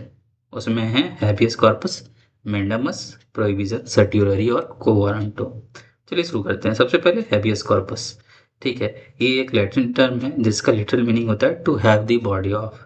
सिंपल शब्दों में ये आपकी पर्सनल लिबर्टी का बॉडीगार्ड है। अगर किसी पर्सन को इलीगली डिटेन किया गया है तो कोर्ट ये रिट इशू करके डिटेनिंग अथॉरिटी को ऑर्डर देती है कि वो उस पर्सन को कोर्ट के सामने प्रेजेंट करे। अगर डिटेंशन इलीगल निकली तो पर्सन को तुरंत फ्री कर दिया जाता है। इसका सबसे इम्पोर्टेंट पॉइंट ये है कि पब्लिक अथॉरिटीज़ और प्राइवेट इंडिविजुअल्स दोनों के अगेंस्ट किया जा सकते हैं, लेकिन हाँ, अगर डिटेंशन लॉफुल है या कोर्ट के ऑर्डर पर है तो ये रिट अप्लाई नहीं होती है। ठीक है। सेकेंड है मेंडामस, जिसका मतलब है ये कमांड। ये बेसिकली कोर्ट के एक ऑर्डर होता है किसी पब्लिक ऑफिशियल्स के लिए जो अपनी ऑफिशियल ड्यूटी परफॉर्म नहीं कर रहा होता है या रिफ्यूज़ कर रहा है। तो ये पब्लिक बॉडीज, कॉरपोरेशन या इंफीरियर कोर्ट्स को उसके अगेंस्ट यूज किया जा सकता है। पर याद रखिए कि मैंडामस प्राइवेट इंडिविजुअल्स के अगेंस्ट नहीं हो सकता है। साथ ही President of India, state governors, chief justice के भी अगेंस्ट नहीं हो सकते हैं। तो मैंडामस क्या है, ये कोर्ट का एक ऑर्डर होता है किसी पब्लिक ऑफिशियल्स के लिए जो अपनी ऑफिशियल ड्यूटीज परफॉर्म नहीं कर रहा है या रिफ्यूज कर रहा है। ठीक है। ये पब्लिक बॉडीज, कॉरपोरेशंस या लोअर कोर्ट्स को भी किया जा सकता है कि आप अपनी ड्यूटी करो। थर्ड नंबर पर आता है प्रोहिबिशन। इसका मतलब है टू फॉरबिड। ठीक है। ये हमेशा एक हायर कोर्ट से लोअर कोर्ट या ट्राइब्यूनल को इशू किया जाता है और ताकि वो अपने जो जुरिडिक्शन से बाहर ना आए। मैंडामस और इसमें फ़र्क है कि मैंडामस कुछ करने के लिए बोलता है, डायरेक्ट एक्टिविटी करने के लिए, जबकि प्रोहिबिशन कुछ रोकने के लिए बोलता है, डायरेक्ट इनएक्टिविटी करने के लिए। नोट करें कि ये सिर्फ जुडिशियल और क्वासी जुडिशियल बॉडी के लिए है, एडमिनिस्ट्रेटिव बॉडीज या प्राइवेट लोगों के लिए नहीं है। फोर्थ आता है सर्ट्यूररी। इसका लिटरल मीनिंग होता है टू बी सर्टिफाई और टू बी इन्फॉर्म्ड। इसमें हायर कोर्ट, लोअर कोर्ट से पेंडिंग केस अपने पास ट्रांसफर करवा सकते हैं। हायर कोर्ट जो होते हैं लोअर कोर्ट से ट्रांसफर करवाते हैं। ठीक है। कि उनके किसी ऑर्डर को कैंसिल कर सकता है। ये तब होता है जब लोअर कोर्ट्स ने गलती की हो या जुरिडिक्शन क्रॉस किया हो, ठीक है। तो प्रोहिबिशन सिर्फ प्रिवेंटिव है, लेकिन सर्टिलरी क्या है, प्रिवेंटिव और क्रिएटिव दोनों है। यानी ये गलती होने से रोकता भी है और ये गलती को ठीक भी कर सकता है, सर्टिलरी। अब last but not the least, जो पांचवी राइट है वो है को वारंटो। इसका मतलब बाय व्हाट ऑथोरिटी और वारंट। कोर्ट इसका यूज तब कर दिया जब उसे चेक करना होता है कि कोई पर्सन किसी पब्लिक ऑफिस पर किस हक से बैठा हुआ है। ये इलीगल तरीके से पब्लिक ऑफिस हथियाने को रोकता है, ठीक है ना। ये रीट सिर्फ परमानेंट पब्लिक ऑफिसेस के लिए है जो स्टेचू या कॉन्स्टिट्यूशन द्वारा बनाए गए हों। और सबसे खास बात कि बाकी रीट्स सिर्फ विक्टिम फाइल कर सकता है, लेकिन को वारंटो के लिए कोई भी इंटरेस्टेड पर्सन कोर्ट जा सकता है। और सब रीट्स के लिए जो विक्टिम है वही फाइल करेगा केस, लेकिन इसमें कोई भी इंटरेस्टेड पर्सन जो है कोर्ट जा सकता है, ठीक है, को वारंटो के लिए। तो ये 5 राइट्स थी इंडियन कॉन्स्टिट्यूशन की, हार्ट एंड सोल, ठीक है। तो अब इससे रिलेटेड जो है कुछ क्वेश्चन देखते हैं। तो question number 14, which one of the following rights was described by doctor Ambedkar as the heart and the soul of the constitution. ये यूपीएससी का ही प्रीवियस क्वेश्चन है 2002 का। तो हम लोग जस्ट डिस्कस किए हैं। ऑप्शन ए बोल रहे हैं right to freedom of religion, right to property, right to equality और राइट टू कॉन्स्टिट्यूशनल राइट्स। मतलब डॉक्टर अम्बेडकर ने किस राइट को हार्ट एंड सोल कहा था, ठीक है। तो हम लोग जस्ट देखे थे कि डॉक्टर अम्बेडकर ने स्पेसिफिकली आर्टिकल 32 को हार्ट एंड सोल कहा था। क्यों कहा था? कि आर्टिकल 32 क्या करते हैं, ये सिटीजन को पावर देता है कि उनके फंडामेंटल राइट जो वायलेट हो ना वो डायरेक्टली सुप्रीम कोर्ट जा सकता है उसके एनफोर्समेंट के लिए, ठीक है। और आर्टिकल 32 के अंदर क्या होते हैं, सुप्रीम कोर्ट के पास और हाई कोर्ट के पास रीट्स होते हैं, हैबियस कॉर्पस, मैंडामस, प्रोहिबिशन, सर्टिलरी, को वारंटी। तो यही रीट्स जो हैं जो एक्चुअल एनफोर्समेंट के हैं, ठीक है। आर्टिकल 32 खुद एक फंडामेंटल राइट्स है, यानी राइट को एनफोर्स करने का राइट भी फंडामेंटल है। इसीलिए अम्बेडकर जी ने इन्हें क्या कहा था, ठीक है ना, कि heart and soul of the constitution, ठीक है। उन्होंने कहा था कि अगर मुझे कॉन्स्टिट्यूशन का एक ही आर्टिकल चूज करना हो तो मैं आर्टिकल 32 चूज करूंगा, बिकॉज ये पूरे फंडामेंटल्स राइट को लाइफ देता है, ठीक है। इसीलिए option D right to constitutional remedies, option D will be the correct answer, ठीक है। मूव करते हैं नेक्स्ट क्वेश्चन में। अब नेक्स्ट क्वेश्चन डील करते हैं, दैट इज क्वेश्चन नंबर 15। ये रीड जुरिडिक्शन से रिलेटेड है। क्वेश्चन बोलता है कि with reference to the writ jurisdictions of the Supreme Court and High Courts, consider the following statements. The Supreme Court can issue writs only for the enforcement of fundamental rights. A High Court can issue writs for the enforcement of fundamental rights as well as for other legal rights. The territorial jurisdictions of the Supreme Court for issuing writs is wider than that of a High Court. Both Article 32 and 226 confer discretionary writ jurisdictions upon the courts. Which of the following statements of the above are correct? तो इसमें basically जो supreme court और high court का rate jurisdiction है उसके बारे में 4 statement दिए हुए हैं। हमें डील करना है कि कौन से स्टेटमेंट सही हैं और कौन से स्टेटमेंट सही नहीं है। तो थोड़ा इसको सिस्टमेटिकली चेक करते हैं। Statement 1, the Supreme court can issue Ritz only for the enforcement of fundamental rights. तो आर्टिकल 32 कहता है सुप्रीम कोर्ट्स रिट्स इशू करेगा सिर्फ फंडामेंटल राइट्स के इन्फोर्समेंट के लिए। एससी ऑर्डिनरी लीगल राइट्स के लिए आर्टिकल 32 यूज नहीं करता है। तो ये बात बिल्कुल करेक्ट है। अब आते हैं स्टेटमेंट 2 पे। इसमें बोलता है कि high court can issue writs for the enforcement of fundamental rights as well as for other legal rights. तो आर्टिकल 226 हाई कोर्ट्स को पावर देता है कि आप फंडामेंटल राइट्स के लिए या एनी अदर पर्पस के लिए भी जो है रिट्स इशू कर सकते हैं, यानी ऑर्डिनरी लीगल राइट्स के लिए भी। इसलिए स्कोप के मैटर में हाई कोर्ट्स का जुरिडिक्शन वाइडर है। तो स्टेटमेंट 2 करेक्ट हो जाएगा।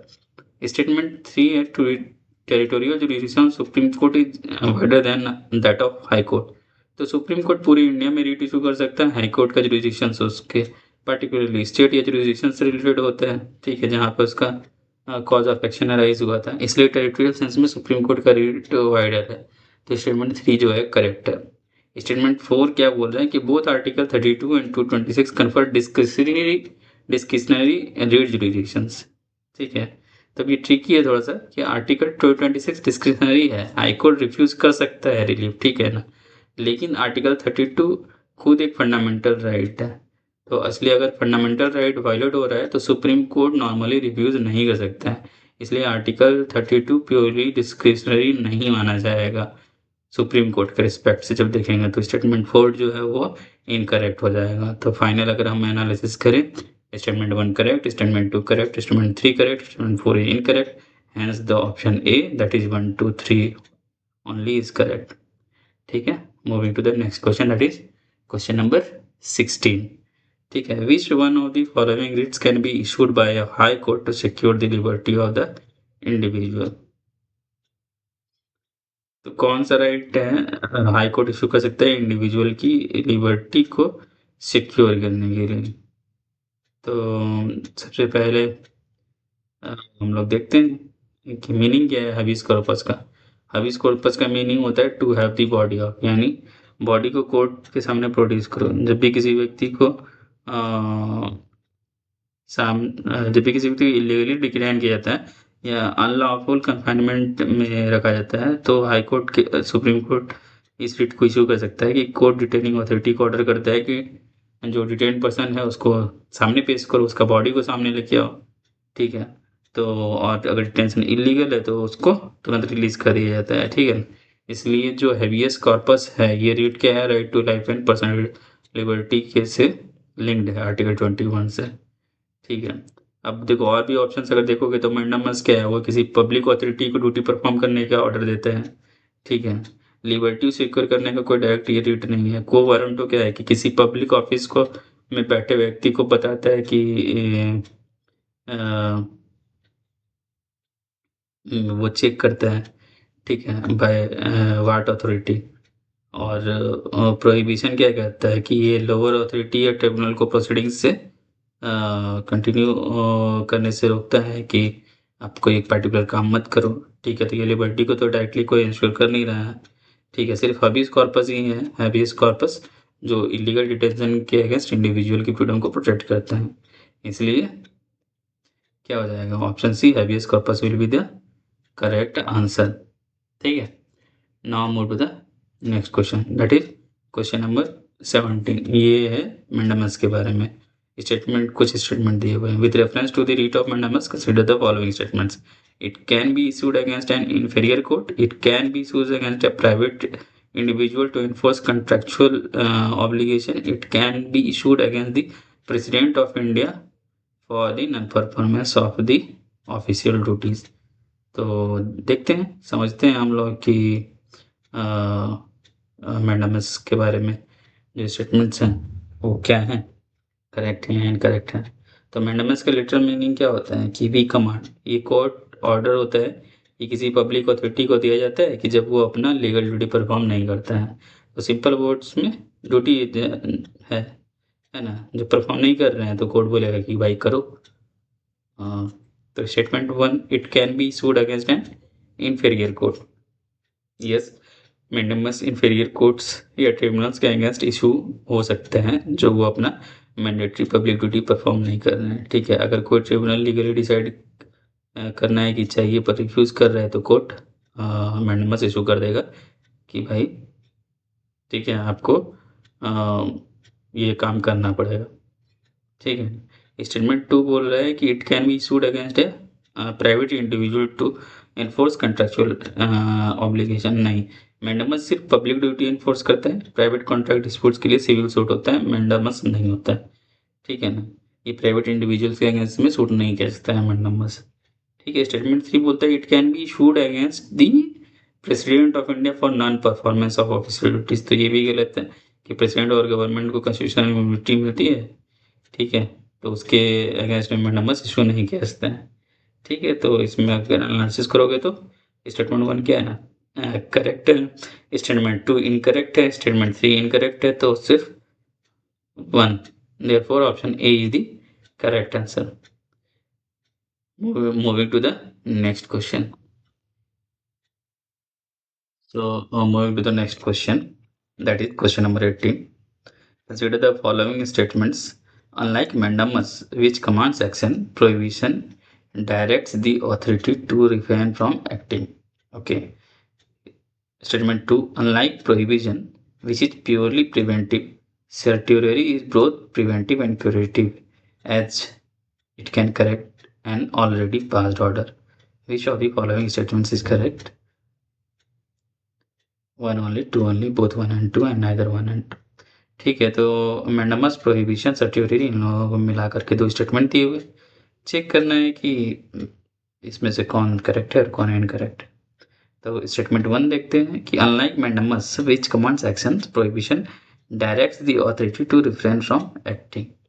तो मैंडामस का मतलब क्या होता है कि बी कमांड कोर्ट बोलता है कि अपनी लीगल ड्यूटी को परफॉर्म करो। ठीक है, किसी पब्लिक ऑफिस या लोअर कोर्ट को बोल सकता है कि एक्टिविटी को जो है इनलार्ज करो। तो मैंडामस कमांड्स एक्शन। ठीक है, तो ये बात सही है। इतना तक प्रोहिबिशन क्या बोलते हैं, वो बोलता है कि कोर्ट को बोलता है रुको, आगे मत बढ़ो। तो प्रोहिबिशन तब इशू किया जाता है जब लोअर कोर्ट या ट्रिब्यूनल अपने जुरिडिक्शन को एक्सीड कर रहा होता है। तो ये एक प्रिवेंटिव रीट है। ठीक है, मतलब prohibition direct the authority to refrain from acting.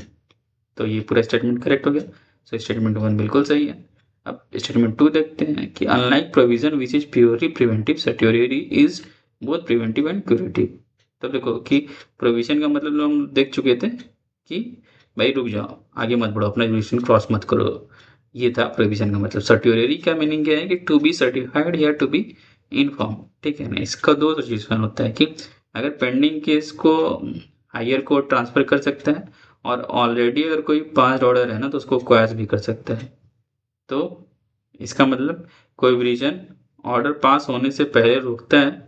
ठीक है, कि ठीक है भाई आप अपना लिमिट को एक्सीड कर रहे हो। और सर्टियोरी क्या होता है कि अगर ऑर्डर पास हो चुका होता है तो उसे कैंसिल भी कर सकता है। इसका मतलब कि सर्टियोरी सिर्फ प्रिवेंटिव नहीं है, वो क्रिएटिव भी है। लेकिन प्रोहिबिशन जो है वो क्या है, प्रिवेंटिव है। तो स्टेटमेंट 2 भी करेक्ट है। तो इसका मतलब क्या हो जाएगा, therefore option C will be the correct answer, right? Moving to the next question, that is question number 19. Question number 19 जो है वो रीट ऑफ quo warranto के बारे में हम कुछ स्टेटमेंट्स दिया हुआ है। With reference to the writ of quo warranto, consider the following statements. It is issued to examine the legality of a person's claim to a public office. Okay, it can be issued in respect of a private office. It can be sought only by the aggrieved person. How many of these statements is correct? 1, 2 or 3? None. ठीक है, तो quo warranto के बारे में हम लोग already देख चुके हैं। एक बार फिर से स्टेटमेंट वाइज चेक करते हैं।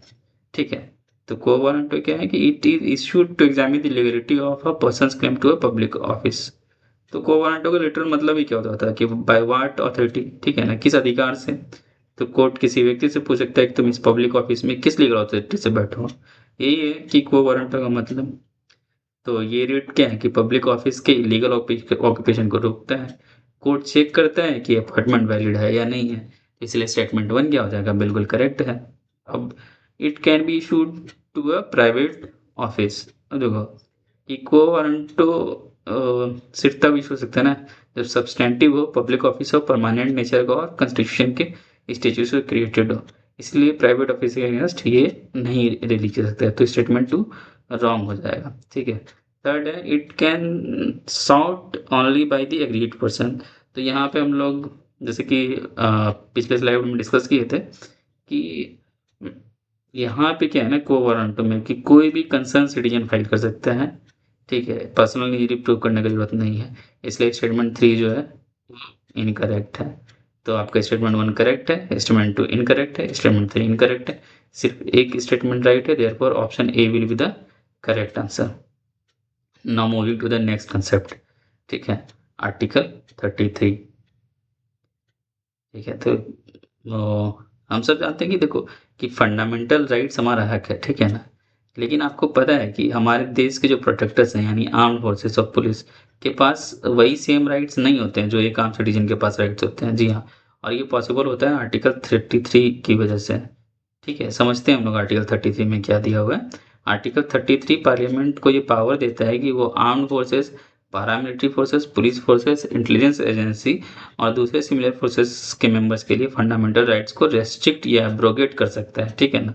अब सवाल है कि हम आर्म्ड फोर्सेस के फंडामेंटल राइट्स को रेस्ट्रिक्ट क्यों करते हैं?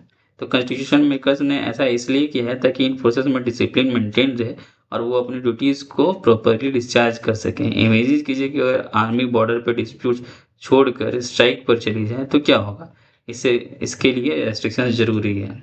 यहाँ एक बात नोट करना ज़रूरी होता है कि ये लॉज़ बनाने का पावर सिर्फ़ पार्लियामेंट के पास है। स्टेट लेजिस्लेशंस के बाद ऐसा कोई पावर नहीं एग्ज़िस्ट करता है। और सबसे बड़ी बात कि अगर पार्लियामेंट ऐसा कोई लॉ बनाती है, तो उसे किसी भी कोर्ट में इस ग्राउंड पर चैलेंज नहीं किया जा सकता है कि वो फंडामेंटल राइट्स के खिलाफ है, ठीक है ना? ये स्पेशल एक्सेप्शन केस है।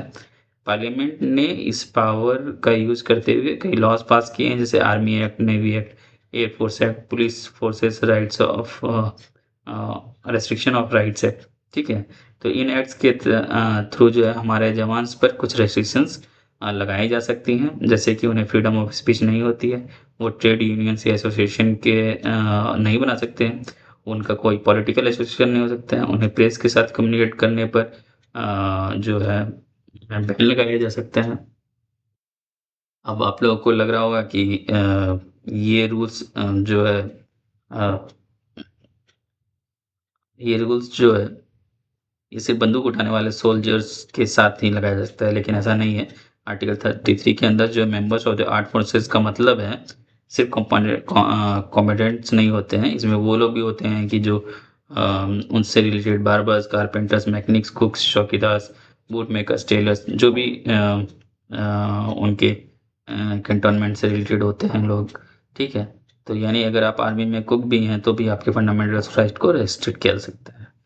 ठीक है, तो लास्ट पॉइंट है कि आर्टिकल 33 के अंदर बनाए गए लॉज़ जो है, वो कोर्ट मार्शल्स को सुप्रीम कोर्ट और हाई कोर्ट्स के जुरिडिक्शन से बाहर रख सकते हैं, ठीक है?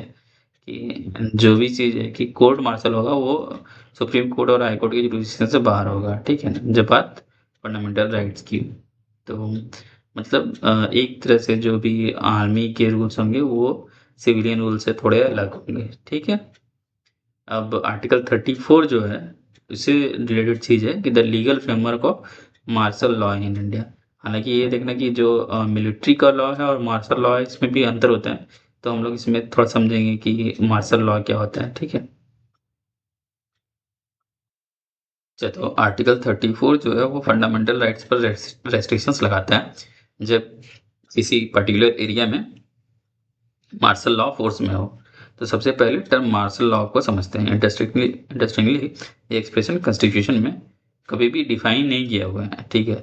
इसका कंसेप्ट जो है इंडिया ने इंग्लिश कॉमन लॉ से बोरो किया है। लिटरली इसका मतलब होता है मिलिट्री रूल। इसका मतलब है कि ऐसे किसी सिचुएशन जब सिविल एडमिनिस्ट्रेशन मिलिट्री ऑथोरिटीज़ चला रही होती है ना, तो अपने रूल्स और रेगुलेशंस के हिसाब से चलाती है।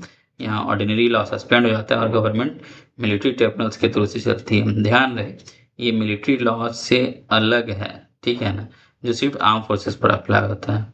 यहाँ पे हम लोग मार्शल लॉ की बात कर रहे हैं। मार्शल लॉ में क्या हो रहा है कि ऐसा सिचुएशन जब जो भी सिविल अथॉरिटी एडमिनिस्ट्रेशन है उसको मिलिट्री अथॉरिटीज़ चला रही है, ठीक है? तो आर्टिकल 34 पार्लियामेंट को एम्पावर करता है कि वो किसी भी गवर्नमेंट सर्वेंट या पर्सन को प्रोटेक्ट कर सके for any act done for the maintenance और द रजिस्ट्रेशन ऑफ ऑर्डर। तो ये एक्सेप्शनल सिचुएशन है कि अगर किसी एरिया में हमें रजिस्ट्रेशन ऑफ ऑर्डर करना है, तो उसमें किसी भी गवर्नमेंट सर्वेंट को इसके थ्रू प्रोटेक्ट कर सके कि इवन इफ अगर उसने फंडामेंटल राइट को क्रॉस किया है, तो ठीक है ना? तो पार्लियामेंट उन सेंटेंसेस, पनिशमेंट या और फीचर को भी वैलिडेट कर सकती है जो मार्शल लॉ के दौरान हुए हैं। तो सबसे बड़ी बात कि पार्लियामेंट के बनाए हुए एक्ट इंडेमनिटी को किसी भी कोर्ट में चैलेंज नहीं किया जा सकता है on the ground of contravention of fundamental rights. तो ये वाला एक्सेप्शनल केस है मार्शल लॉ में, ठीक है?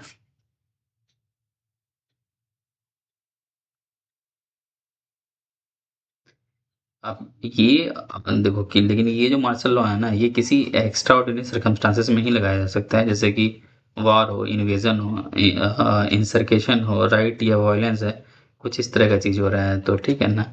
इसका मेन मकसद है कि फोर्स को फोर्स से रिपेल करना ताकि सोसाइटी में ऑर्डर मेंटेन किया जा सके, ठीक है? जब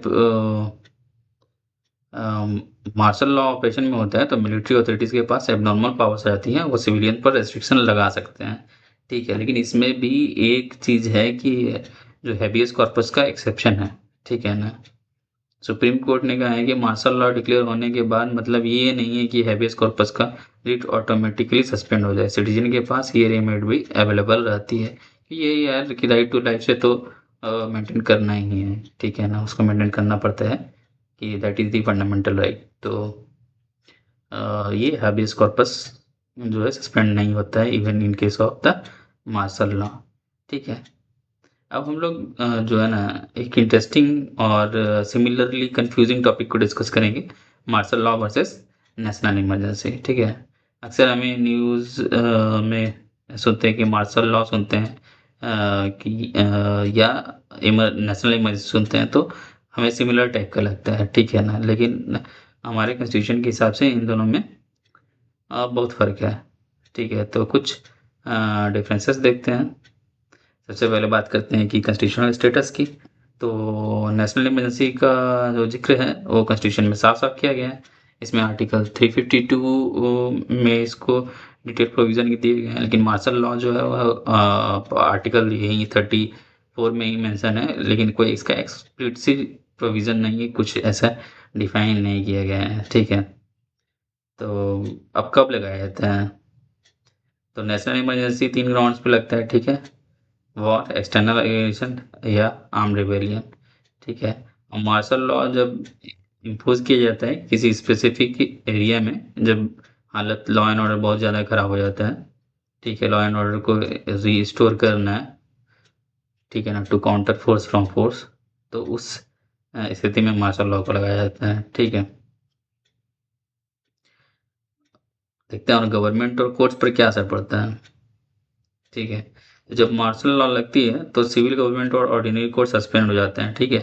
मार्शल लॉ लगा तो ऑर्डिनरी कोर्ट, सिविल गवर्नमेंट ये सब खत्म हो गया, पूरा कंट्रोल मिलिट्री ले लेती है।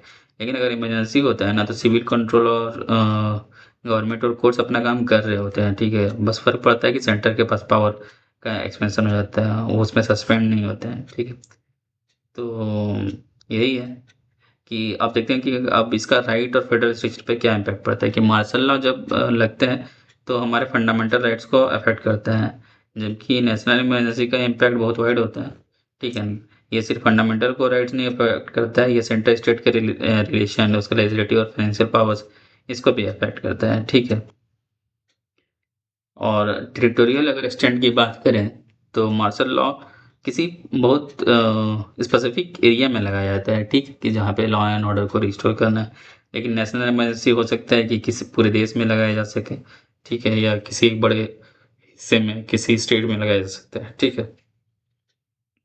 तो अगर इसको नेशनल लॉ और मार्शल लॉ वाले जो कंपैरिज़न है उसको समराइज़ करें तो नेशनल इमरजेंसी आर्टिकल 352 में है, मार्शल लॉ कहीं एक्सप्लिसिटली मेंशन नहीं है। मार्शल लॉ में मिलिट्री रूल करती है, इमरजेंसी लॉ में सिविल गवर्नमेंट पावर में रहती है, कोर्ट फंक्शनल होते हैं।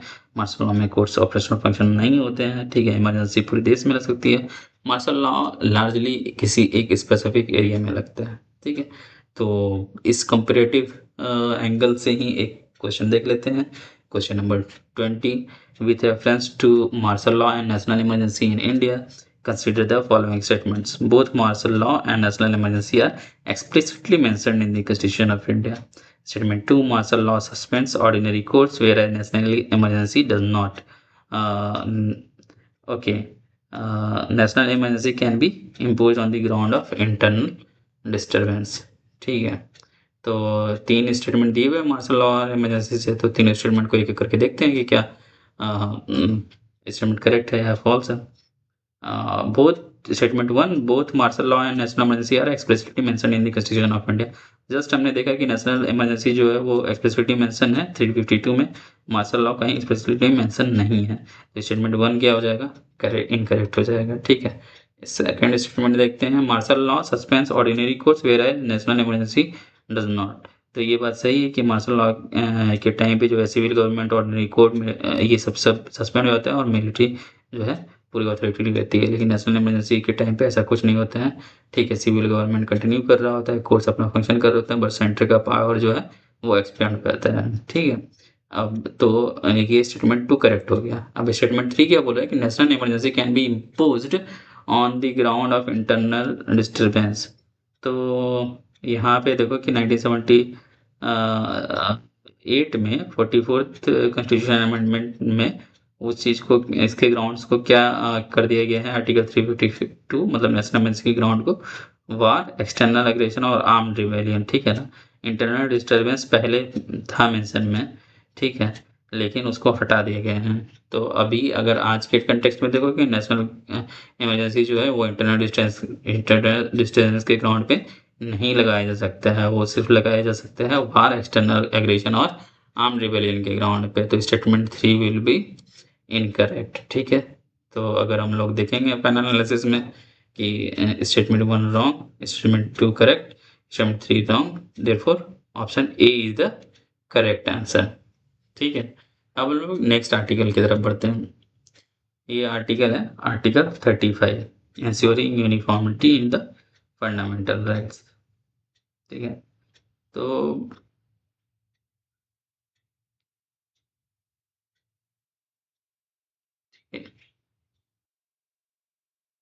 आर्टिकल 35 का मेन पर्पस समझते हैं। ये आर्टिकल क्लियरली कहता है कि कुछ स्पेसिफिक फंडामेंटल राइट्स को इफेक्ट में लाने के लिए लॉज बनाने का पावर सिर्फ पार्लियामेंट के पास होगा।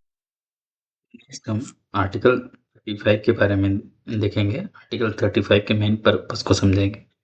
आर्टिकल 35 क्लियरली कहता है कि कुछ स्पेसिफिक फंडामेंटल राइट्स को इफेक्ट में लाने के लिए लॉज बनाने का पावर सिर्फ पार्लियामेंट के पास होगा, स्टेट लेजिस्लेचर्स के पास नहीं। इसका रीज़न सिंपल है, कॉन्स्टिट्यूशन मेकर्स चाहते थे कि इंडिया में फंडामेंटल राइट्स को फंडामेंटल राइट्स का नेचर और उनके वायलेशन पर मिलने वाली पनिशमेंट हर जगह यूनिफॉर्म हो, ठीक है। ऐसा नहीं होना चाहिए कि किसी क्राइम का सज़ा महाराष्ट्र में अलग हो और तमिलनाडु में अलग हो, ठीक है। तो अब ये देखना होगा कि कौन से मैटर्स हैं जहाँ आर्टिकल 35 के अंदर सिर्फ पार्लियामेंट लॉ बना सकता है। इसमें मेनली 4 पॉइंट्स, मेजर पॉइंट्स आते हैं, ठीक है। कि जैसे रेजिडेंस फॉर जॉब्स, ठीक है, अगर स्टेट या यूनियन टेरिटरी में किसी गवर्नमेंट जॉब में अपॉइंटमेंट के लिए रेजिडेंस या वहाँ का निवासी होना एक शर्त रखनी है, तो ये जो है लॉ पार्लियामेंट बना सकता है, ठीक है। कोर्ट एंड रिट्स, ठीक है, कि सुप्रीम कोर्ट और हाई कोर्ट्स के अलावा अगर किसी और कोर्ट को फंडामेंटल राइट्स को इन्फोर्स करने के लिए रिट्स ऑर्डर देना है तो इसका पावर कौन देगा, पार्लियामेंट देगा, ठीक है। आर्म्ड फोर्सेस से रिलेटेड कि पुलिस फोर्सेस या इंटेलिजेंस एजेंसीज के मेंबर्स पर फंडामेंटल राइट्स को रेस्ट्रिक्ट करना है या एब्रोगेट करना है ताकि डिसिप्लिन बना रहे, तो ये पावर भी किसके पास है, ये लॉ बनाने का पावर, ठीक है, ये पार्लियामेंट के पास में है। या मार्शल लॉ से जो रिलेटेड पावर है वो भी पार्लियामेंट के पास में है, ठीक है ना। तो ये है फंडामेंटल राइट्स का जो कोर पर्पस, ठीक है। तो अगर ब्रॉडली देखोगे तो फंडामेंटल राइट्स का मेन टारगेट क्या था, मेन कंप्यूटेंस क्या था, कि हमको जो फंडामेंटल राइट्स का इम्प्लीमेंटेशन है ना या इन्फोर्समेंट है पूरे कंट्री में, वो सिमिलर तरीके से हो, यूनिफॉर्म तरीके से हो, ठीक है। अब हम लोग कुछ जो कॉन्स्टिट्यूशनल एक्सेप्शंस हैं ना फंडामेंटल राइट्स के, और पार्टिकुलरली आर्टिकल 31A, 31B और 31C के रूप में है, उसको देखेंगे, ठीक है। सबसे पहले बात करते हैं आर्टिकल 31A की।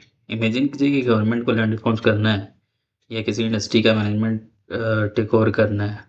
अगर कोई कोर्ट चला जाए ये बोलकर कि ये तो मेरा आर्टिकल 14 आर्टिकल 19 का वायलेशन है, तो क्या होगा।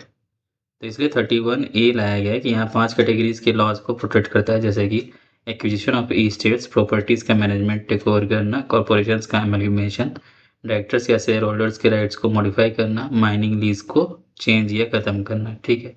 अगर स्टेट लेजिस्लेचर ऐसा कोई लॉ बनाती है तो उसमें इम्यूनिटी तभी मिलेगी जब प्रेसिडेंट का कंसिडरेशन के लिए रिजर्व किया गया हो और प्रेसिडेंट का अप्रूवल मिला हो, ठीक है। और हाँ, अगर सरकार किसी की पर्सनल कल्टीवेशन वाली ज़मीन लेती है जो सीलिंग लिमिट के अंदर है तो उन्हें मार्केट वैल्यू पर कंपनसेशन देना पड़ेगा, ठीक है। तो ये हो गया आर्टिकल 31A। अब बात करते हैं 31B की, ठीक है। 31B और 9 शेड्यूल के बीच में हमेशा कंट्रोवर्सी पे रहता है। आर्टिकल 31B का स्कोप आर्टिकल 31A से भी बड़ा है, ठीक है। ये बेसिकली कहता है कि अगर किसी लॉ को 9 शेड्यूल में डाल दिया गया तो उसे किसी भी फंडामेंटल राइट के वायलेशन पर चैलेंज नहीं किया जा सकता है। और ये 1951 में इसमें सिर्फ 13 लॉज थे, बट 2016 तक इसमें 282 एक्ट्स आ चुके हैं, ठीक है। मतलब क्या हो सकता है कि फंडामेंटल वाला राइट्स का वायलेशन भी करेगा ये एक्ट, तो वो क्या रहेगा, सेफ रहेगा, ठीक है ना, उसको चैलेंज नहीं किया जा सकता है, ठीक है। बट क्या ये कम्प्लीटली उसमें जुडिशियल रिव्यू से बैन है? तो आप अभी जो देखोगे आयर कोयला का केस, तो बिल्कुल नहीं है ऐसा। कोर्ट ने जो रूल कर दिया है कि जुडिशियल रिव्यू कॉन्स्टिट्यूशन का एक बेसिक फीचर है, और जो अप्रैल 24 1973 केशवानंदा भारती केस की जो डेट है, उसके बाद जो भी लॉ 9 शेड्यूल में डाले गए हैं उन्हें चैलेंज किया जा सकता है, चाहे वो आर्टिकल 14, 15, 1921 या बेसिक स्ट्रक्चर को वायलेट करता है। तो कोई ब्लैंकेट इम्यूनिटी नहीं है आज के डेट में आर्टिकल 31B के अंदर में, लेकिन फिर भी बहुत सारे एक्ट्स हैं जो कि इसमें एग्जिस्ट करते हैं, इसमें स्पेशल प्रोटेक्शन में है आर्टिकल 31B के अंदर में। अब बात करते हैं आर्टिकल 31C, ठीक है। ये 25th अमेंडमेंट 1971 से लाया गया था। इसमें मेन मकसद था कि जो सोशलिस्टिक डायरेक्टिव प्रिंसिपल्स को लागू करना है, ठीक है, उसको इम्प्लीमेंट करने के लिए लाया गया था आर्टिकल 39B और 39C के लिए। कि आर्टिकल 39B क्या बोलता है, मटेरियल रिसोर्सेज का डिस्ट्रीब्यूशन कॉमन गुड के लिए हो, और आर्टिकल 39C बोल रहा था कि वेल्थ का कंसर्वेशन नहीं हो। तो आर्टिकल 31C बोलता है कि अगर कोई लॉ इन प्रिंसिपल्स को लागू करने के लिए बनता है तो वो वाइड नहीं होगा, भले ही वो आर्टिकल 14 या 19 को वायलेट करता हो, ठीक है। तो इसमें एक प्रोविजन था कि कोर्ट इस पे क्वेश्चन नहीं कर सकता है, लेकिन केशवानंदा भारती केस 1973 में, ठीक है, सुप्रीम कोर्ट ने उसे नो क्वेश्चन वाले पार्ट को अनकंस्टिट्यूशनल डिक्लेयर कर दिया, क्योंकि जुडिशियल रिव्यू को नहीं हटा जा सकता है। बाद में 42nd अमेंडमेंट 1976 ने कोशिश की थी कि आर्टिकल 31C को सभी डायरेक्टिव प्रिंसिपल्स पर लागू कर दिया गया है, सिर्फ 39B और C पर नहीं। But guess what, Minerva mills case 1980 में सुप्रीम कोर्ट ने एक्सटेंशन को स्ट्राइक डाउन कर दिया। तो आज की डेट में ये सिचुएशन है कि 31C आर्टिकल 39B और C को इम्प्लीमेंट करने वाली लॉज को प्रोटेक्ट तो करता है, लेकिन जुडिशियल रिव्यू के दायरे में है, ठीक है। तो आर्टिकल 31A, 31B, 31C, ये 3 एक्सेप्शन थे फंडामेंटल राइट्स के इम्प्लीमेंटेशन के, ठीक है। तो फ्रेंड्स, ये था हमारा फंडामेंटल राइट्स, हमारी डेमोक्रेसी की वो नींव जो हमें एम्पावर करती थी, ठीक है। लेकिन ये वीडियो एंड करने से पहले मैं आपको एक बहुत पावरफुल थॉट्स के साथ छोड़ना चाहता हूँ। फेमस इकोनॉमिस्ट और नोबेल laureate अमर्त्य सेन ने कहा था कि freedoms are not only the primary ends of the development, they are also among the principal means. इसका मतलब है कि आज़ादी या फ्रीडम सिर्फ डेवलपमेंट का एंड गोल नहीं है, ये मकसद नहीं है, बल्कि ये डेवलपमेंट तक पहुँचने का एक सबसे ज़रूरी मीन्स है। जब हमें अपने फंडामेंटल राइट्स मिलते हैं, तभी हम सही मायने में ग्रो कर सकते हैं। फंडामेंटल राइट्स सिर्फ किताबों में नहीं, रूल्स नहीं है, ये वो टूल्स हैं जो हमें एक बेहतर लाइफ बनाने में मदद करते हैं। तो इन राइट्स को समझें, इनकी रिस्पेक्ट करें और अपने देश को आगे बढ़ाने में अपना योगदान करें। तो अगर आपको ये वीडियो हेल्पफुल लगा है तो इसे लाइक करें, अपने फ्रेंड्स के साथ शेयर करें, और अपडेट्स के लिए इस चैनल को सब्सक्राइब करना ना भूलें, ठीक है। और याद रखें कि जो भी exam related relevant study material चाहिए, ये सारे PDFs जो है आपको हमारे टेलीग्राम चैनल पर नीचे लिंक में मिल जाएंगे, उसे ज्वाइन करें, ठीक है। Thanks for watching, thank you.